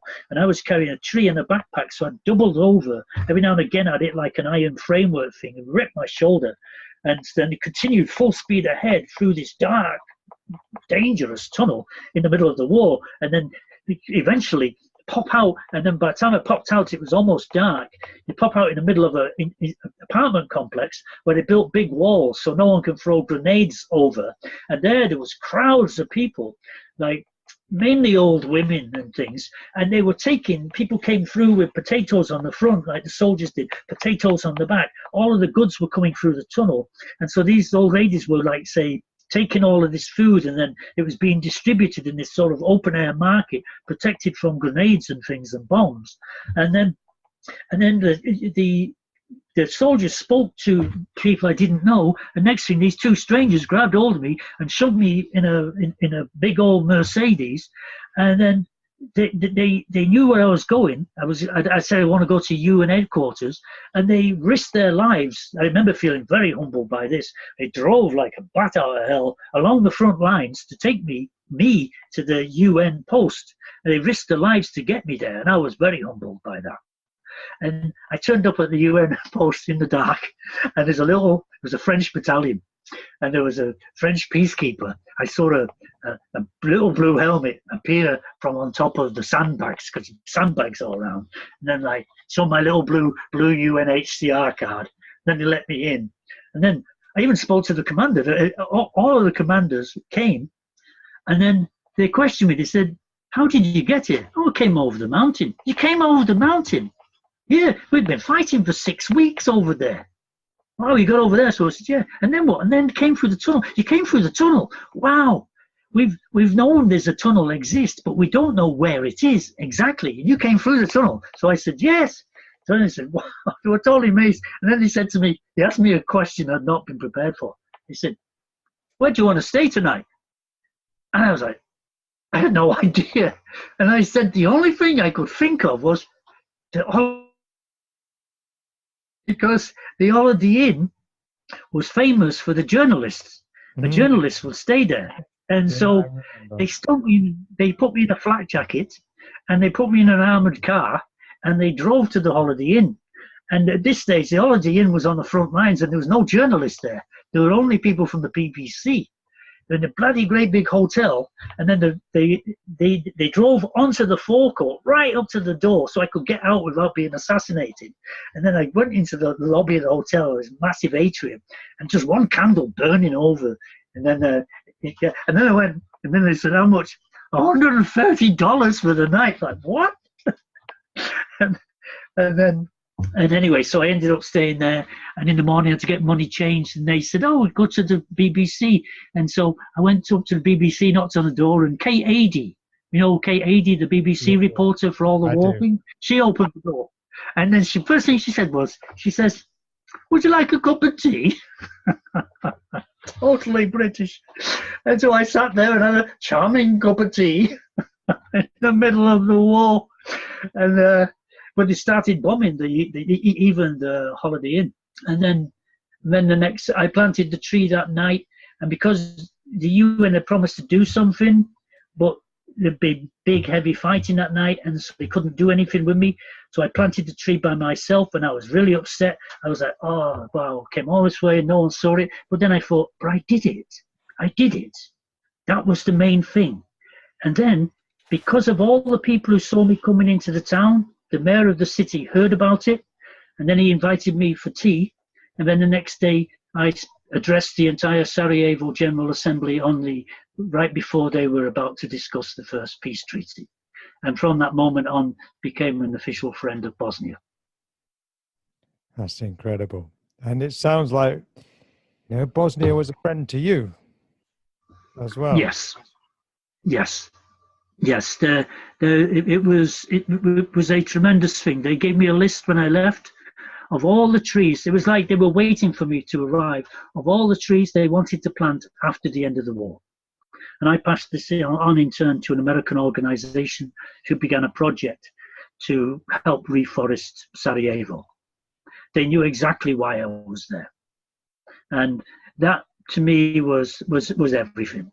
And then years later, I was walking around Britain, and just so happened my walk finished was to finish on May the 1st in London. And I got a message from my friend, Joan Wally, who was an MP at the time for Stoke-on-Trent. And she said, "Oh, the embassy have invited you to the first Independence Day celebrations at some hotel, Buckingham Palace Hotel." And it was just when I arrived. It was the exact moment I arrived, just after walking a year around Britain. I was planting trees, by the way, for children killed in the siege of Sarajevo all around Britain. It just so happens that it turned out to be the moment I arrived was when they had their Independence Day celebrations. So I turned up there at this reception with all of they had the SAS or something on guard outside. I turned up with my friend with backpacks. They had a quick look in the backpacks and let me in. So, of course, we go there to the coat check. And I could see the ambassador, you know, they got like the official sort of receiving line. And then we're there with our backpacks, everyone's checking in the fur coats, and we're checking in our backpacks. And the ambassador noticed us. And I remember saying to my friend Tony, I think they're going to recognize who we are. And I walked up, and the first thing the ambassador said, "Oh, welcome, Mr. Coleman." And then I got invited to meet several ministers at the embassy a few days later. And then they said, you know, we don't think you understand just what you did. You know, just how much we appreciate you. He said, we had to be in Sarajevo for the war. You didn't. And that's when I realized, wow, how much these people, that's when I realized what I had done and why they appreciated me for doing it. And rightly so, because, you know, you risked everything. You risked your life for a higher cause. Your higher cause was peace, was the earth, the trees, humanity, the planet, and you risked your life for that. And you might not have thought about it so much because you were so busy doing it, but they saw it and recognized what you were doing and appreciated it. Yes, and you know, and that's why I did it. I did it, you know, I did it for several reasons. I mean, you know, as I went along, I said I wanted to show solidarity with them. I figured, you've been bombed for 3 years, under siege. It will seem that nobody cares. The whole world has left you to suffer alone. And I thought, even one person coming with a message of hope is better than no person coming with a message of hope. And you know, at the end of the day, that was what it was all about. And so to be able to, you know, say, get the sort of reward of recognizing, you know, people, you know, that it did have a nice impact. Is, you know, well, it's obviously very rewarding, but I would never do it again. Well, I hope you don't have to.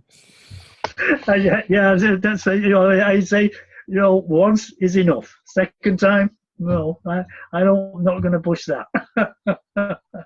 But you did it, and it was appreciated, and it set in motion the project to plant more trees after the war, to replenish the land. And then somehow, many years later, you found your way to Chile. Yes. And you're now living, I read, I don't know how to pronounce this, but is it La Junta, how do you pronounce that? La Junta. La Junta. Yeah. In Patagonia. Yeah. So could you tell my audience what you're doing there and how you ended up there and what you're doing there now? Okay.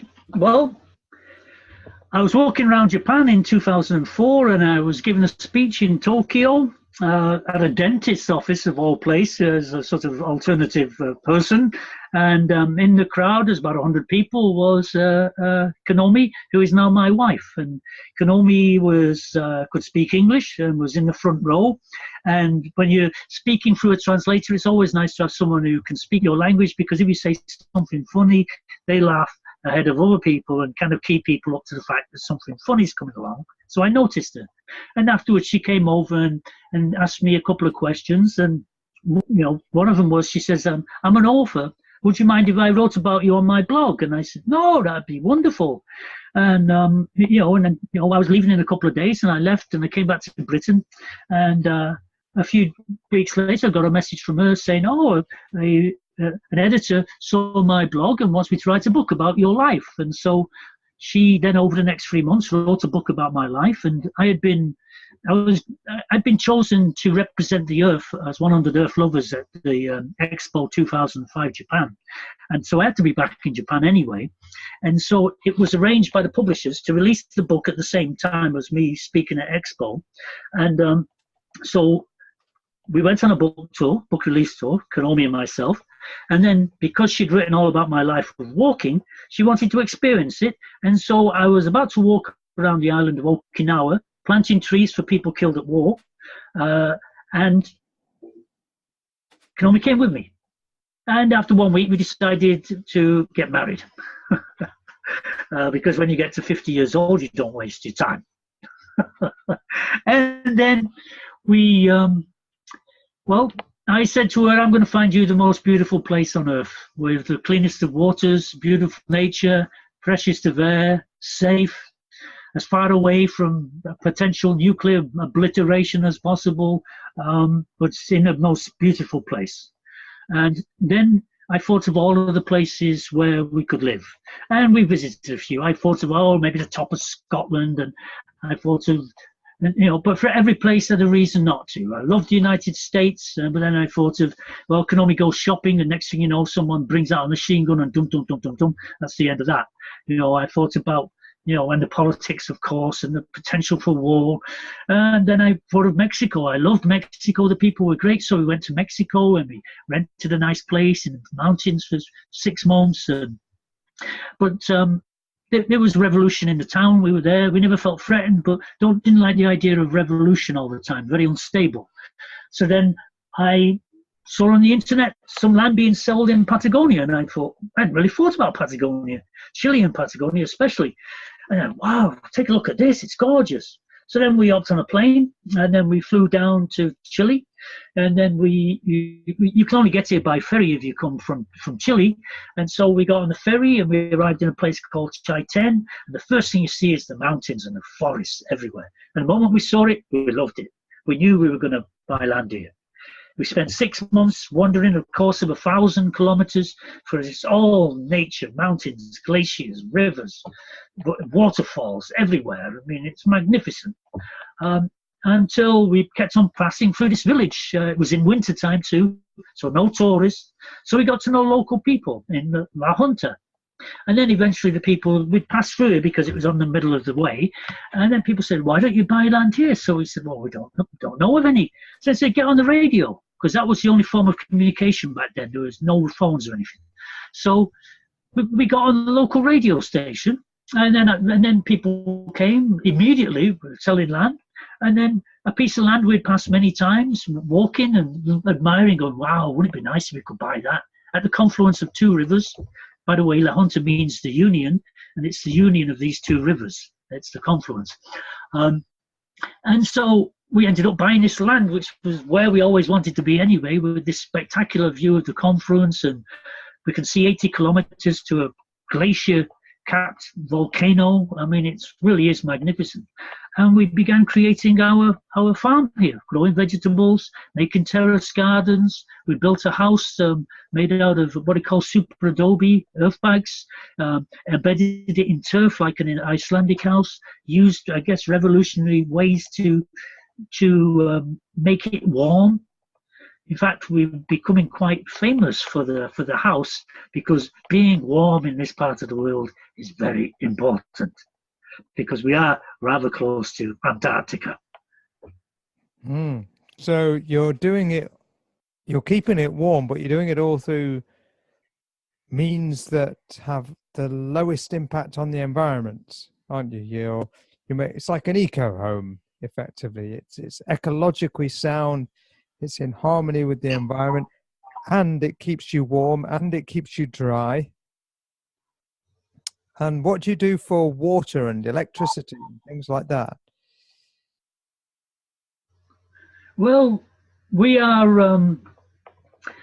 a couple of kilometers from the village, and the village, of course, has a local electricity plant, but we're not in any way attached to any of it. We are on the side of a hill. We have no electricity other than the solar. We have solar panels. And we don't have much, but we run on DC power, which means that even the computers, we don't use much electricity, but we can be online all the time. We can have power.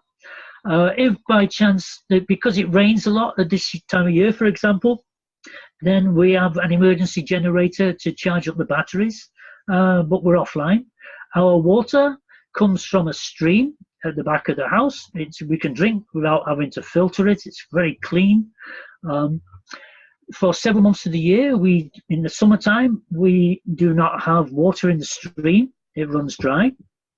And so we have many gardens. We've dug out 19 ponds. Wherever we plant a garden, we end up creating a pond. And all of the water from our greenhouses and from our roof, from the rain over the winter, is collected into these ponds. And then this water carries us through all the way through the year. When we first came here, people thought we were kind of crazy doing this. But with climate change, which is very real, and people here know it for sure because they've witnessed the shrinking of the glaciers, they've witnessed the changing of the climate. People thought we were like, well, what are they doing building all these ponds? It's Patagonia, it rains. But now people are coming from all over. Government people are coming, are sending people here to see what we're doing, to see how we're saving the water. Our bathroom, of course, is a dry compost. So we're very much what they say off-grid. So you're saying people think you're crazy. Now, I think that living the way most of us live is crazy. And I think living the way that you're living is sane. So I was wondering, what advice could you give to people who are living in ordinary places, ordinary everyday places like myself or like anyone else who might be listening, who wants to live in a more ecologically sound way, in a building that has less impact on the environment, with a lifestyle that has less of a negative impact on the environment? What advice or inspiration could you give to us all?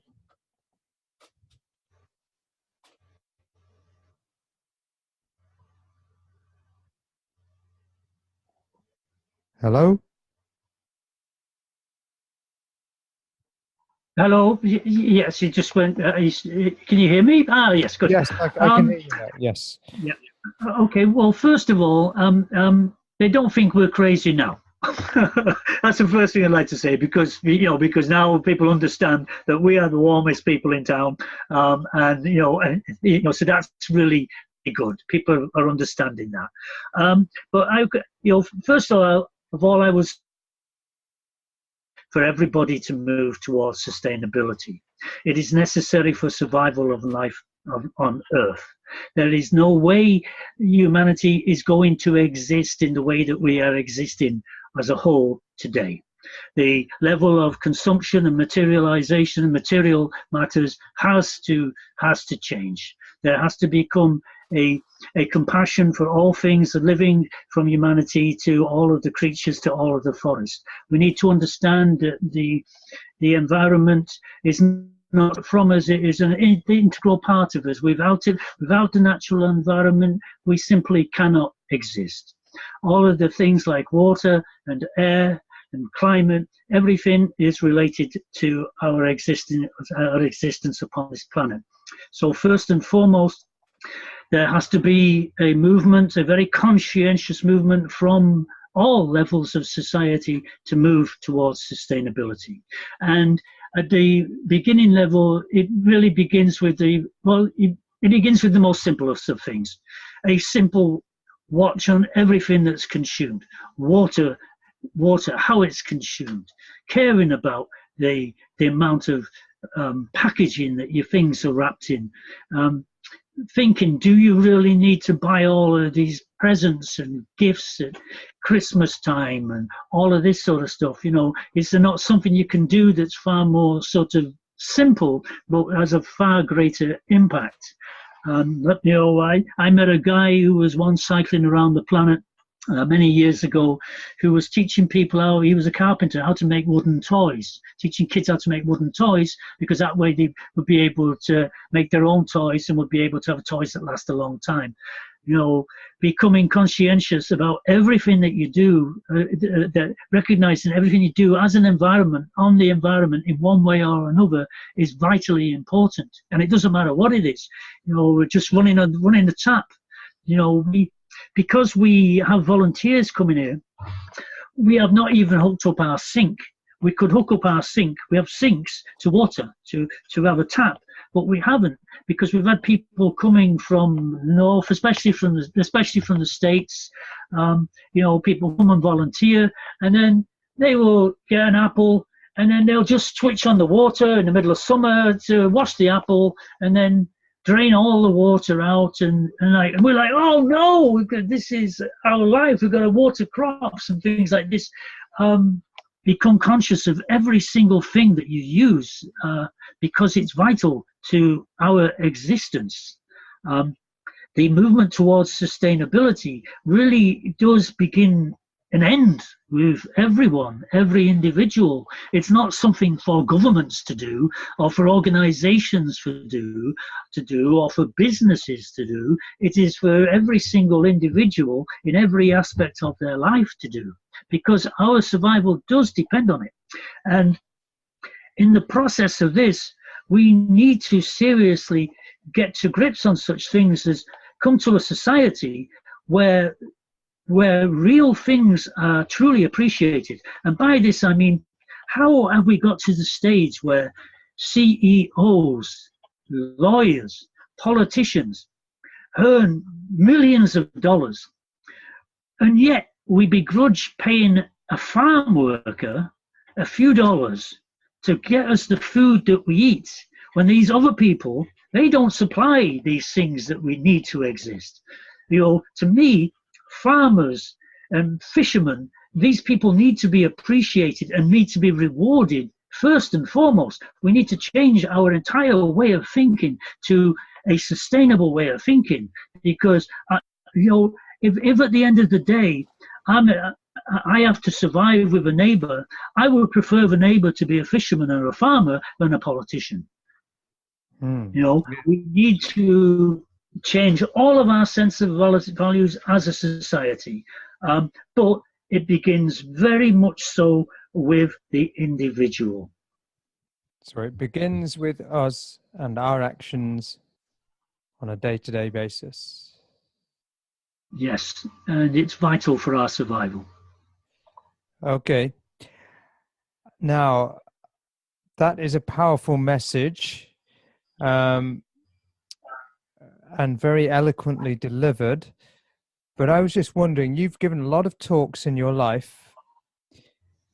If you had one last talk, it's your last chance that you can say something over the internet. It's the last chance you can say something in front of the United Nations or any other large group. What would you want to say? What would your message for humanity be? Oh my gosh, it would be, do it now. Really take a very serious look at this planet and what we are doing to it and ourselves, and seriously study, research, and immediately after coming to conclusions, get to actions to save this life on Earth. There is no way on Earth that we survive the way that we have been doing the last few years. And increasingly, with the threat of war and more war and nuclear war and machines fighting wars, we need to make huge changes on this planet. We are spending billions, trillions on disaster and devastation. This needs to stop. This is not a way to survive. And this needs to be gotten out. We need to look forward. If we want to explore space, we have to take care of life on this Earth. If we want to exist into the future, we have to take care of life on this Earth. If we want to go anywhere spiritually, and I would like to point this out, if anyone happens to believe in reincarnation, then I would say, what sort of planet do you want to be reincarnated to? This Earth that gives us life, is the only thing that we know gives us life. It is the thing that we should cherish beyond all things, because without it, we do not exist. This is our heaven. This is our Earth. This is our future. This is our past. This is our life. This is our birth. This is our death. This is the only true thing that we know. We need to protect this earth as if we were protecting life itself, because that is exactly what we are doing. Absolutely. Absolutely. Thank you. Thank you for that message. Again, very powerful, very eloquent, beautifully said. So thank you so much for that. Now, if anyone is inspired by your message and they might want to learn from you or help you in your work, how can people connect with you? Well, they can. A good way to do it is finding me on Facebook, because it's a very high-profile thing. For example, here in La Honta, because we're not so, telephones don't reach very far. That has become a means of communication, and through that's it. That's probably about the best thing. I can be found quite easily on Facebook. And then that way people can connect with me, send a message, or via email. That's another way. Can I give the email now? Yes, please do. Okay, it's very simple. earthwalkerpaul@gmail.com. Okay, fantastic. And I'll put these links, I'll put the link to your Facebook and I'll put your email address in the show description along with this. Now today we've talked a lot about your journey, and then we just got to your farm and how you're currently living at the end. I was wondering if in the future you might be able to come back on the show and just maybe talk a little bit more about how you farm the land sustainably without harming the land. Would you be able to do that sometime in the future? Yes, I'd love to. Because that is a major focus of our life now. Is doing that. It's to me that's the most vital thing at the moment. Is drawing people back to the earth, and if we can help people understand how to nourish it, look after it, and get the rewards of that, then we're totally up for that. And then maybe you might want to have a word with Konomi too, because she is. She's a very interesting person in her own right, with lots of experience in this stuff. Oh, I'd love to, because it's something that I haven't done in my life. You say it begins with us each individually, and I've got to hold my hands up and say, I've been thinking about this, but I haven't done anything. I'd like to learn how to use the little bits of land. I've got a garden. My parents have a garden that my mother does grow a bit of fruit and vegetables. She is very good. And a lot of people do have gardens or window boxes. And I'd like to know what we can all do, how we can use our little bits of land here, there, and everywhere to grow food in the most sustainable way that doesn't impact upon the environment and, in fact, can benefit the environment. And it seems that's what you're doing. And if we can learn a little bit from what you're doing, then I'll be very, very happy indeed. So, I really, really appreciate you sharing your time and your story and your energy today. And I appreciate what you're doing, because it sets an example for everyone else. So thank you so much for coming on the show today. I really appreciate it.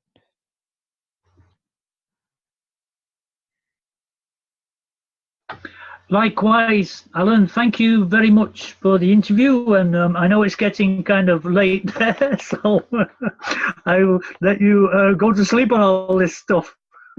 Yeah, thank you very much. You know what? I'd have happily gone on for longer, but I'm actually fasting today. So I started flagging as we were going on.